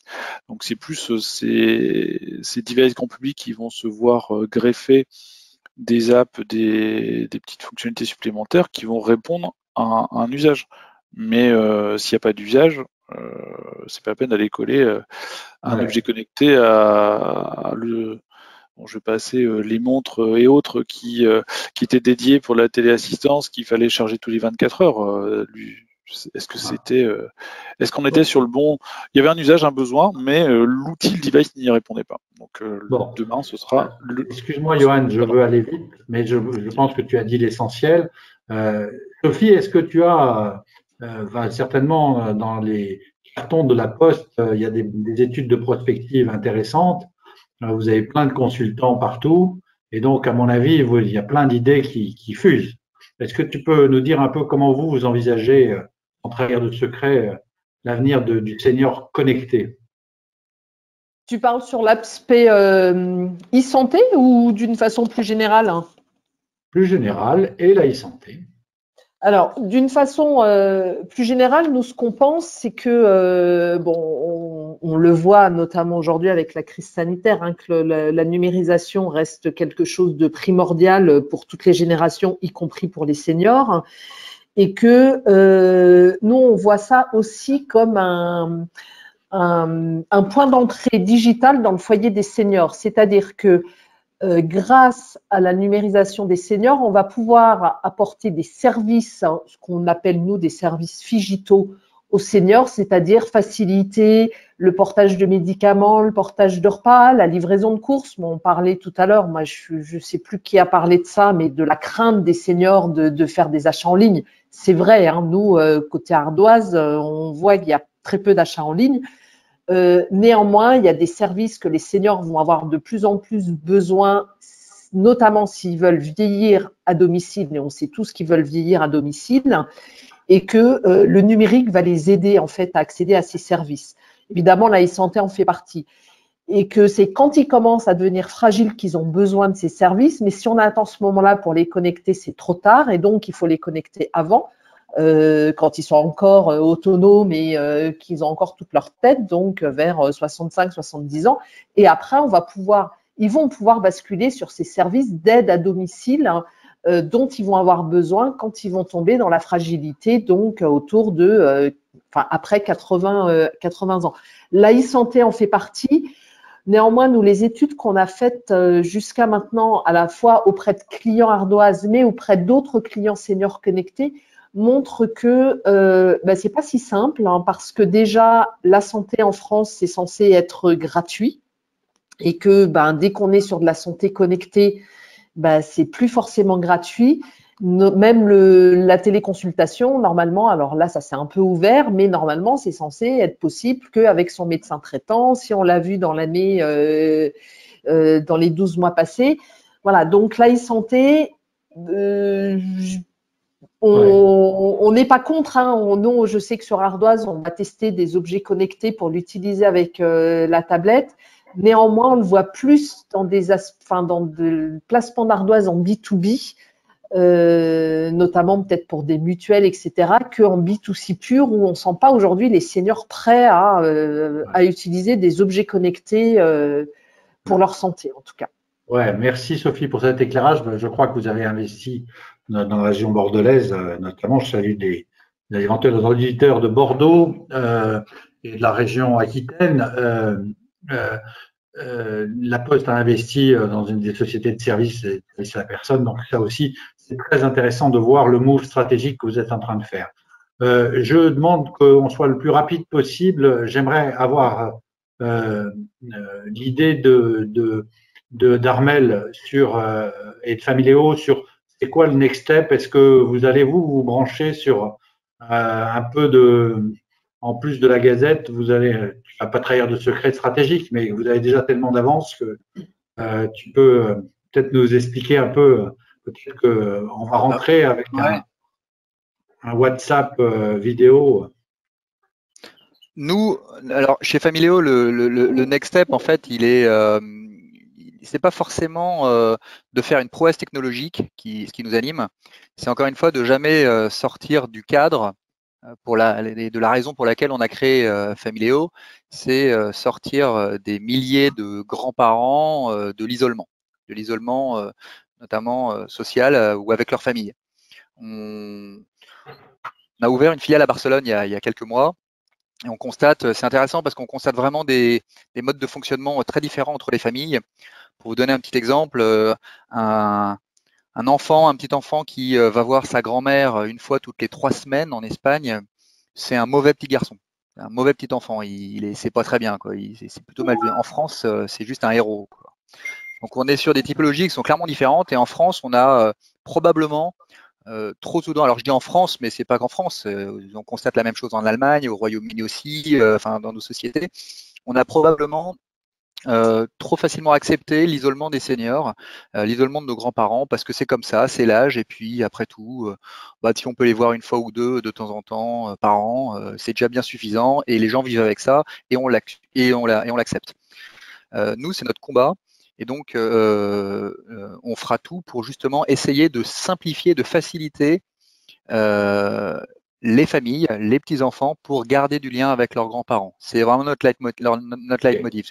Donc, alors sans être dans justement une dynamique un petit peu de culpabilisation ou d'obliger les petits-enfants, non, ce qu'on veut faire, c'est quelque chose qui simplifie la vie de tout le monde, mais au bénéfice des seniors. Alors après, effectivement, les gens se disent, mais dans 10 ans, les gars, 20 ans, vous êtes morts, tout le monde sera connecté et on n'aura plus besoin de vous. Alors déjà, on est une start-up, on est plutôt agile, et on le sait, tout ça, on en a tout à fait conscience, et Familéo 2020 n'est évidemment pas Familéo 2025 ou 2030, c'est évident. Voilà, la situation n'est pas figée et on en a tout à fait conscience. Alors, néanmoins, on ne remet pas aujourd'hui en cause l'impact du papier, ce que je vous disais, hein, cet album photo, on ne l'oppose pas et on pense qu'il continue à avoir du sens. Alors après, il faudra évidemment des évolutions, notamment sur l'application Familéo pour les seniors. Est-ce que c'est d'avoir de la vidéo? Est-ce que c'est d'avoir des messages préenregistrés, etc. Enfin, on n'en sait rien.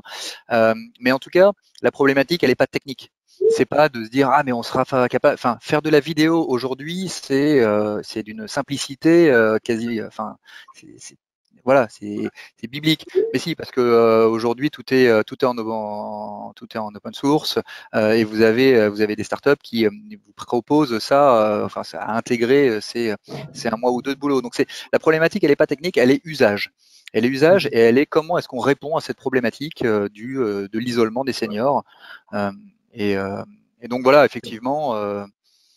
Et de la fracture numérique, etc. Merci. Et alors, effectivement, la fracture numérique a été une des causes de l'isolement, mais pas que. Hein. C'est aussi même combattre les mentalités. Nous, notre combat, c'est aussi de faire évoluer les mentalités, de faire prendre conscience aux gens que l'isolement des seniors n'est pas une fatalité et que ne pas donner de nouvelles à ses grands-parents. Encore une fois, il ne faut pas tomber dans la culpabilisation. Hein. On ne veut surtout pas de donneur de leçons. On veut juste que les gens se rendent compte que c'est pas si compliqué et que ça rend des gens profondément heureux. Et encore une fois, en EHPAD, vous discutez avec des médecins gériatres, des directeurs d'EHPAD, ils vous disent qu'une personne âgée qui se sent entourée de sa famille, qui reçoit des preuves d'amour régulières, qui a du prix aux yeux de ses petits-enfants, c'est une personne qui vieillira mieux. C'est une personne qui aura envie de se battre, qui aura envie de prendre ses médicaments, de se lever le matin, de s'apprêter pour pouvoir être belle pour ses petits-enfants et sentir. Et donc, à partir du moment où on n'enlève pas ça, je dirais, de notre ADN, on remplit la mission. Après, écoute, merci, parce que c'est vrai que ces preuves d'amour sont très, très importantes en ce moment. Et ce syndrome de glissement dont je parlais tout à l'heure, qui est un mot affreux, existe bel et bien, que ce soit à domicile ou que ce soit en EHPAD et même en résidence-service à l'heure actuelle. Donc, malgré tous les efforts des soignants, c'est quand même très difficile de ne pas avoir ses enfants ou ses petits-enfants autour de soi. Je voudrais, mais très rapidement, un des deux communicants, si vous avez quelque chose à dire de sensé, comme d'habitude, vous pouvez le rajouter. Bonjour. Alors, je prends la parole vite fait avant Adrien. Communicant, on a toujours des choses sensées à dire, c'est notre prétention, mais blague à part. Premièrement, Internet et les seniors, c'est une évidence. Bien entendu, ils vont être de plus en plus nombreux, de plus en plus agiles, ça va de soi. Deuxièmement, travailler sur Internet avec les seniors, ça a d'autant plus de sens que très souvent ceux qui y sont, ce sont un peu ce qu'on appelle en marketing les leaders d'opinion. Donc ça, on a un intérêt aller vers eux parce qu'ils vont nous faire apprendre, nous faire progresser et donc on sera encore plus performant chacun avec ce média-là auprès des seniors. Et troisième chose, il faut pas oublier, Armel, il a parlé de 2025-2030. Son problème à Armel, comme à n'importe quel chef d'entreprise, c'est comment je fais 2020, qui est déjà très compliqué. Mais de toute façon, chaque année, comment je fais mon business? Et le business, il faut le faire avec la réalité des seniors d'aujourd'hui. Donc, un petit peu d'Internet et puis revenir sur les médias qu'ils utilisent au quotidien et avoir des stratégies de communication qui soient opérationnelles. Je passe la parole à Adrien. Bravo. Adrien? Oui, je vais être très, très rapide. Là où je rejoins totalement un certain nombre des points qu'a évoqué Armel, c'est l'importance de la famille et de l'intergénérationnel. Et nous, on a fait beaucoup d'études sociologiques là-dessus. Et il faut avoir en tête qu'en France, on devient grand-parent quand on n'est pas senior, puisqu'on devient grand-mère en moyenne à 54 ans et grand-père à 56. Donc, c'est très jeune. Ça, c'est une statistique de l'INSEE de 2016. Alors, même si le chiffre va évoluer légèrement dans le temps, c'est très jeune et c'est factuel. Donc, et à ce moment-là, on se rend compte sociologiquement qu'il y a un rebasculement, et en plus, on est dans une période généralement de pré-retraite ou de démarrage de retraite, des centres d'intérêt prioritaires, et on se rend compte en effet que la famille et l'intergénérationnel devient ou redevient la priorité des jeunes seniors. Et cette priorité est conservée dans le temps, puisque quand on devient grand-parent, on le reste. Ça, c'est un peu aussi factuel. Deuxième chose, j'en parlais tout à l'heure avec un acteur assez important de l'aménagement du domicile, qui me disait, mais c'est assez incroyable, parce que je faisais une étude, et il en parlait justement avec M. Guérin, qui est l'universalité de la relation grands-parents-petits-enfants. C'est un truc dans le monde entier, la notion de respect et le lien intergénérationnel qui lie des grands-parents à des petits-enfants, que ce soit en Indonésie, en Argentine ou aux États-Unis, sème, quoi. Et ça, je pense qu'il y a quelque chose de très important et que chez nous, Grand Mercredi, bien évidemment, notre mojo, c'est ça, et notre motto, c'est ça, c'est capitaliser sur le lien intergénérationnel. Donc ça, c'est le postulat de départ chez nous. On est convaincu que s'adresser à ces personnes en leur parlant de leur famille et de leurs proches, c'est la bonne manière de les adresser. Et après, il y a la deuxième chose, c'est cette cible-là en tant que cible marketing, puisque c'est à ce titre-là qu'on intervient avec Benoît. Je pense que c'est aussi une cible marketing qui est hyper exigeante et qui, sur le digital, a le droit d'avoir des produits digitaux du même niveau que ce qu'on propose aux 25-35 ans. Pourquoi aujourd'hui, nous, c'est ce qu'on fait chez Grand Mercredi, des podcasts, des vidéos bien foutues, des tutos, de la formation en ligne. Je pense que ça, c'est clé parce que bien souvent, on leur offre un digital du début des années 2000, alors qu'on doit être capable de leur offrir des écosystèmes digitaux bien foutus et pensés pour eux. J'en aurais fini. J'ai été trop long encore une fois, c'est ça, Eric? Non, Adrien, merci beaucoup. Excusez-moi à tous. Je vais passer, d'abord, je vous remercie, puis on va passer aux questions de la salle. Il y a un peu moins de participants. Je suis désolé, c'est peut-être un peu plus long que d'habitude. Vous avez le déjeuner des enfants ou de vos maris, mesdames, à servir la soupe, mais sachez qu'aujourd'hui, la parité existe et vous pouvez vous rebeller. Parce que aujourd'hui, les garçons savent faire la cuisine. Donc, Arnaud, je vais te demander, s'il te plaît, juste avant, on va publier une dernière question. La dernière question, Anthony, s'il te plaît, tu peux l'envoyer avant que Arnaud ne nous donne les réponses. Combien y a-t-il de seniors dépendants en France en 2019 ? Alors, on ne sait pas si c'est janvier ou décembre, mais ce n'est pas grave.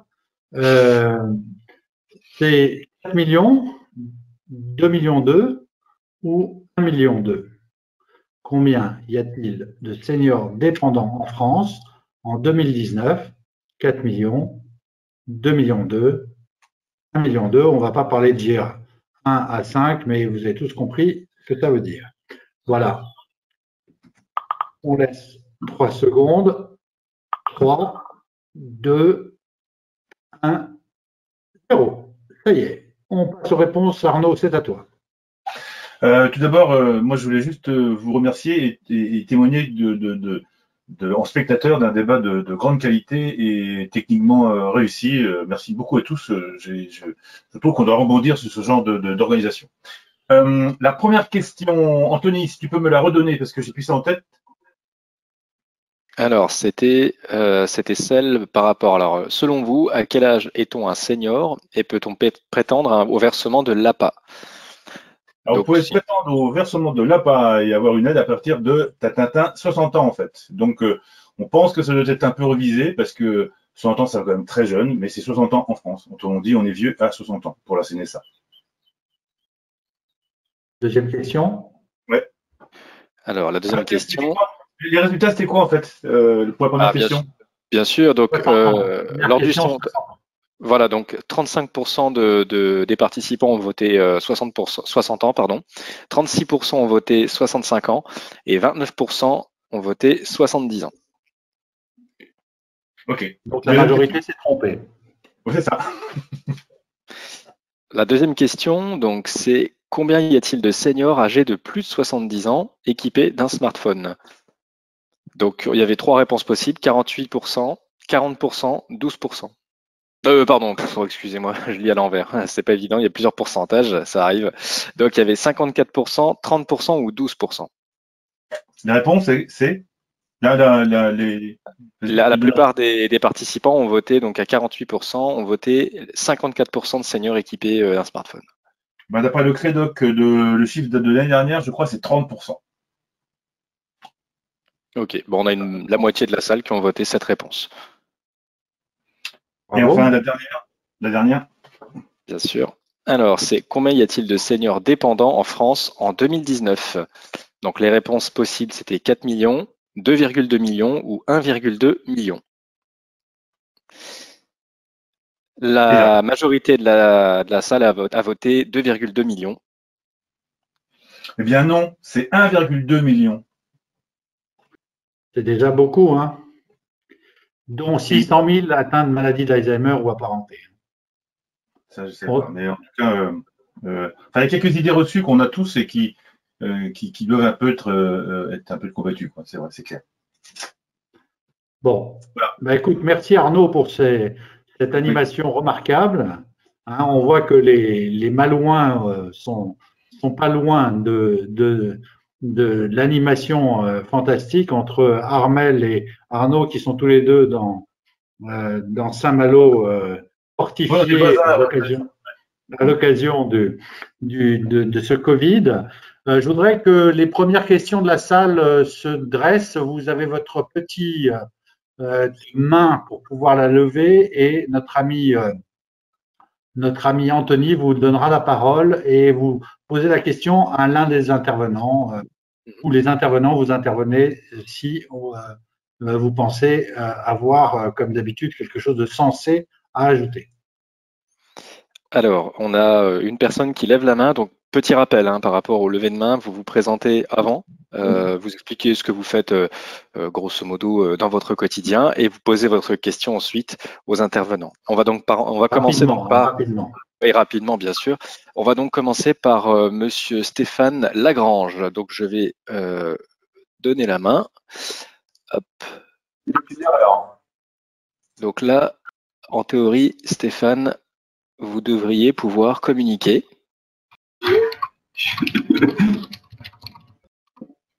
Alors, Stéphane, on entend du bruit. On vous entend au micro. Oui, je viens de mettre un post sur le chat. En fait, je me suis trompé de touche. C'était une erreur. Ah, pas de souci, Stéphane. Ok. Dans ce cas, je recoupe le son, pas de souci. De même. Alors, on va ensuite avoir Madame Myrtille Dubois d'Anguien, donc à qui je vais donner la parole. Bonjour, Myrtille Dubois d'Anguien, je suis la responsable développement d'Alogia.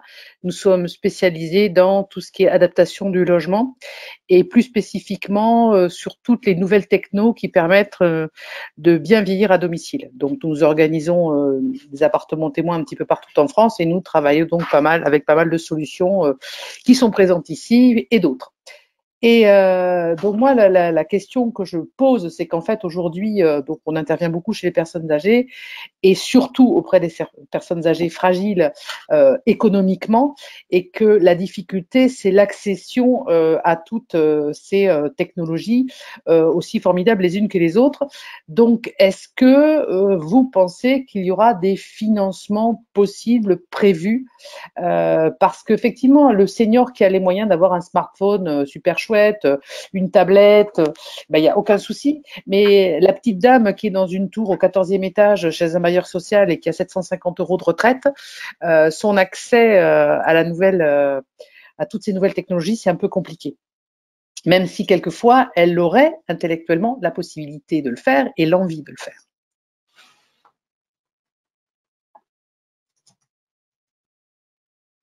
Qui vous posez la question? C'est Eric qui vous pose la question. Ou qui a envie de répondre? Il me semble, donc c'est Yohan The Up là, il me semble, donc j'ai pas d'infos précises, que les événements récents, donc le confinement des personnes âgées, l'isolement, etc., va faire débloquer des fonds. Le 78, le conseil départemental 78 a, je crois, eu des fonds de débloquer dans ce cadre.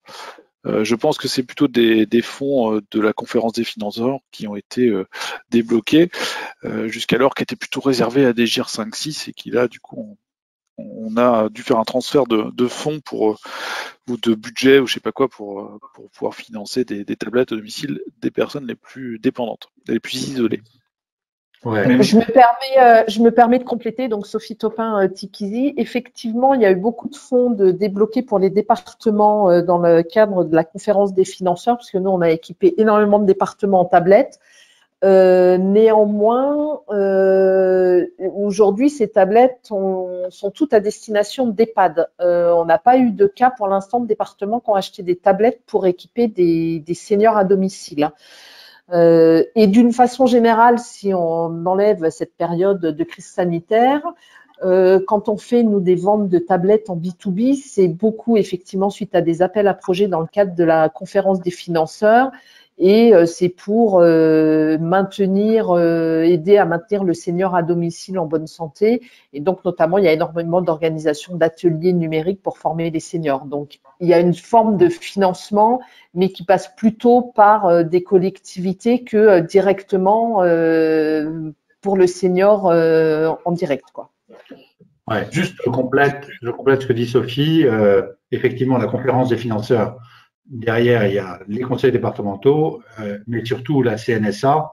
Et je rappelle que la CNSA a un budget le budget des jours de congé, hein, des jours raffarins, entre guillemets. Et c'est de l'ordre de 1 milliard d'euros qui peut être débloqué ou fléché sur ces aides-là. Hein. Donc, c'est assez extraordinaire. Deuxième question, s'il vous plaît, parce qu'on va essayer de terminer à 13h55. 13h55. On remercie donc Myrti pour son intervention. Je vais donc couper le micro de Myrti et donner la main donc à Monsieur Denis T. Venin pour sa question. Donc normalement, ça devrait être bon. Erreur. Excusez-moi, c'est une erreur. Pardon, désolé. Ah, d'accord, ça marche. Alors, on va donner donc la main à Madame Cyrine Khalifa. Bonjour tout le monde. Tout d'abord, je vous remercie à tous pour les intervenants, pour tout ce que vous m'avez apporté. Donc moi, je suis étudiante à HEC à Liège en Belgique et donc j'ai décidé de traiter dans le cadre de mon mémoire la problématique de l'accessibilité des seniors envers les banques. Et donc dans ce cadre-là, j'ai une question technique simplement au niveau du slide 1. Vous avez présenté le taux d'activité pour la France. Je voulais savoir si je peux avoir le lien pour avoir l'équivalent en Belgique pour dans le cadre de mon travail et savoir si vous acceptez la deuxième question, que je vous contacte à la suite si j'ai des questions par rapport à ce qui a été dit ou si certains ne souhaitent pas être contactés et plus précisément Madame Toupin, puisque avec la Poste, ça peut aider au niveau bancaire puisqu'en Belgique, malheureusement, on n'est pas aussi avancé. En tout cas, dans le cadre de mes recherches, je n'ai pas trouvé l'équivalent. Donc, vos interventions étaient très intéressantes pour moi et je vous en remercie beaucoup. Voilà, merci. Voilà. Merci Sophie, hein, tu vois, tu as franchi même les Belges. Oui, pas de souci pour que vous me contactiez. Donc, je ne sais pas après comment ça se passe pour avoir mes coordonnées, mais sinon, vous me trouvez sur LinkedIn et avec plaisir, nous pourrons échanger. Nous sommes aussi intéressés de savoir ce qui se passe à l'étranger, de toute façon. Merci beaucoup, madame, de votre question. Ok, alors, donc on a une question de Virginie F, sans nom pour le coup. Je vais donc donner la parole à Virginie. Oui, bonjour, vous m'entendez bien? Très bien. Parfaitement. Parfait. Bonjour, je m'appelle Virginie Fournou, je travaille pour ateliermémoire.fr. Donc c'est un site qui organise des ateliers d'entraînement cérébraux interactifs, donc avec un professionnel de santé. On est un petit peu entre deux aspects qui sont et le jeu et d'une autre manière aussi la prévention du déclin cognitif. Donc ma question, elle s'adressait, c'était en réaction à ce qu'expliquait Madame Taupin concernant les usages en e-santé. Et ma question, c'était plutôt, est-ce que la prévention, c'est quelque chose qui rebute à l'utilisation d'outils connectés, ou est-ce que c'est quelque chose qui, pour les seniors, peut être voilà, une utilisation intéressante pour la prévention, notamment du déclin cognitif? Sophie? Alors, je vais essayer de répondre. Alors, sur le déclin cognitif, nous, on a déjà sur la tablette des jeux cognitifs, donc, qui ont été développés par une entreprise qui s'appelle Dinseo, pour ne pas la citer. Donc, ces jeux sont utilisés. Après, je pense que d'une façon générale, notamment sur l'e-santé, ce qu'on a vu, c'est que les seniors, en fait, déjà, nous, notre base, elle est quand même relativement jeune, entre guillemets. Hein. Ils l'achètent à 72 ans. Aujourd'hui, notre parc, la moyenne d'âge, c'est 76 ans. Donc, à 76 ans, on est encore jeune. On sent, on le disait tout à l'heure, hein, les seniors, ils se sentent seniors peut-être qu'à partir de 75 ans, 70 ans. Ils sont, moi, mes beaux-parents, ils sont dans ces tranches d'âge-là. Je pense qu'ils se sentent pas vieux, quoi. Donc, je pense qu'ils ne voient pas encore l'intérêt de tous ces outils. Et puis, ils privilégient aussi, nous, ce qui est ressorti des études, ils privilégient aussi le contact physique, en fait, pour tout ce qui est utilisation d'objets d'e-santé, objets connectés. Ils préfèrent le contact physique avec leur médecin que de prendre leur tension tout seul chez eux à domicile. D'accord. Voilà. Okay. Merci. Adrien? Ouais, juste ajouter quelque chose en complément, parce que la thématique de la prévention est une thématique très intéressante que nous, on traite énormément chez Grand Mercredi. On travaille beaucoup avec des compagnies d'assurance, des laboratoires pharmaceutiques, etc. Et on fait beaucoup de prises et des acousticiens, des opticiens sur des logiques de prévention. Et en fait, c'est toujours la même chose, c'est que ça dépend de l'expérience qu'on propose et ce qu'on propose aux utilisateurs. Et on peut très bien se rendre compte que nous, demain, on va sur des logiques de prévention routière, faire repasser le code de la route à toute une population de seniors. Mais si d'un point de vue outil, marketing, on fait quelque chose qui répond à un usage, on peut faire de la prévention intelligemment. C'est sûr que si vous attaquez la population en leur disant vous êtes senior, attention à la mémoire, les gens font le tour et s'en vont, quoi. Enfin, je veux dire. En revanche, si on leur explique que par des quiz comme ce que sûrement Madame a développé, sympa, bien foutu, interactif, ils peuvent maintenir le contact, leur gymnastique intellectuelle, faciliter le lien intergénérationnel pour apprendre à connaître, je dis n'importe quoi, les héros préférés de leurs petits-enfants. Bon, là, vous les rentrez dans une thématique où vous arrivez à faire de la prévention tout en les fédérant autour du sujet, quoi. C'est toujours la même chose. Je pense que, en effet, c'est toujours arrivé à jouer entre eux. Mais oui, en effet, ils ne se reconnaissent pas comme seniors, ils n'ont pas très envie et les sujets sont stigmatisants et pas du tout enthousiasmants. Donc, comment on les fait franchir la barrière, quoi? Et le digital peut beaucoup aider à ça, à mon sens. D'accord. Merci. On va prendre une dernière question parce que le temps avance. Je voudrais, Anthony, s'il te plaît, que tu envoies le questionnaire qualité pendant la dernière question, si c'est possible. Je ne sais pas si techniquement c'est possible, mais vous allez avoir un questionnaire pour savoir ce qu'on pourrait améliorer, puisqu'on arrive presque au terme de cet atelier. Je voudrais une dernière question. Pas de souci, Eric, pas de souci. Alors, il y avait donc Monsieur Lefebvre donc Franck Lefebvre qui a levé la main. Je vais donc lui donner la parole. Juste petite parenthèse par rapport à l'enquête, oui. Quand on terminera ce webinaire, vous allez recevoir une petite enquête sur le format, on va dire, de cette convention. N'hésitez pas à prendre une petite minute et y répondre. Ça va très très vite. Ça nous permettra d'avoir vos retours. Donc voilà, merci. Je donne maintenant la parole à Franck Lefebvre. Bonjour, merci beaucoup de prendre ma parole. Merci beaucoup pour la qualité des différentes interventions et pour l'organisation du webinaire, super. Moi, je travaille dans une société qui s'appelle Anthrope, qui conçoit et commercialise un assistant domestique vocal destiné aux seniors. Et j'avais surtout un petit commentaire, un petit ajout à faire sur tout ce qui a été dit, et globalement, je partage tout ce qui a été dit. On se rend compte, nous, dans les expérimentations qu'on fait aujourd'hui avec nos utilisateurs, que les seniors, même dans des stades de grande indépendance, sont surtout demandeurs de faire la même chose qu'avant en mieux. C'est-à-dire qu'on est très tenté de leur proposer des services originaux, de leur faire faire plein de choses nouvelles. Et nous, on a rencontré beaucoup d'obstacles dès qu'on a essayé de faire ça, alors qu'en leur proposant de faire des choses comme, je sais pas, un assistant vocal, c'est un téléphone maniable formidable, par exemple, eh bien, juste téléphoner de façon la plus classique qui soit, mais avec un confort, une intelligibilité, faire la même chose qu'avant, mais de façon plus simple, ça permet vraiment de passer cette barrière à laquelle vous faisiez référence tout à l'heure, et ça augmente considérablement, d'après nos expérimentations, la réceptivité de ce public à des services qui vont venir les uns derrière les autres, mais vraiment passer la barrière initiale, c'est quelque chose qui est très compliqué et qui demande un effort de chacun d'entre nous. Voilà. Merci encore. Merci pour un témoignage. Est-ce qu'il y a une question à quelqu'un de particulier que vous vouliez poser? Non, le média numérique, c'est plus une invitation à reprendre contact avec Grand Mercredi, dont j'ai particulièrement apprécié l'intervention, et je pense que travailler sur la voix avec eux, sur la vocalisation du média est quelque chose qui me semble très intéressant. Voilà. Donc, je ne sais pas si les adresses des intervenants seront partagées en même temps qu'après, ça serait formidable.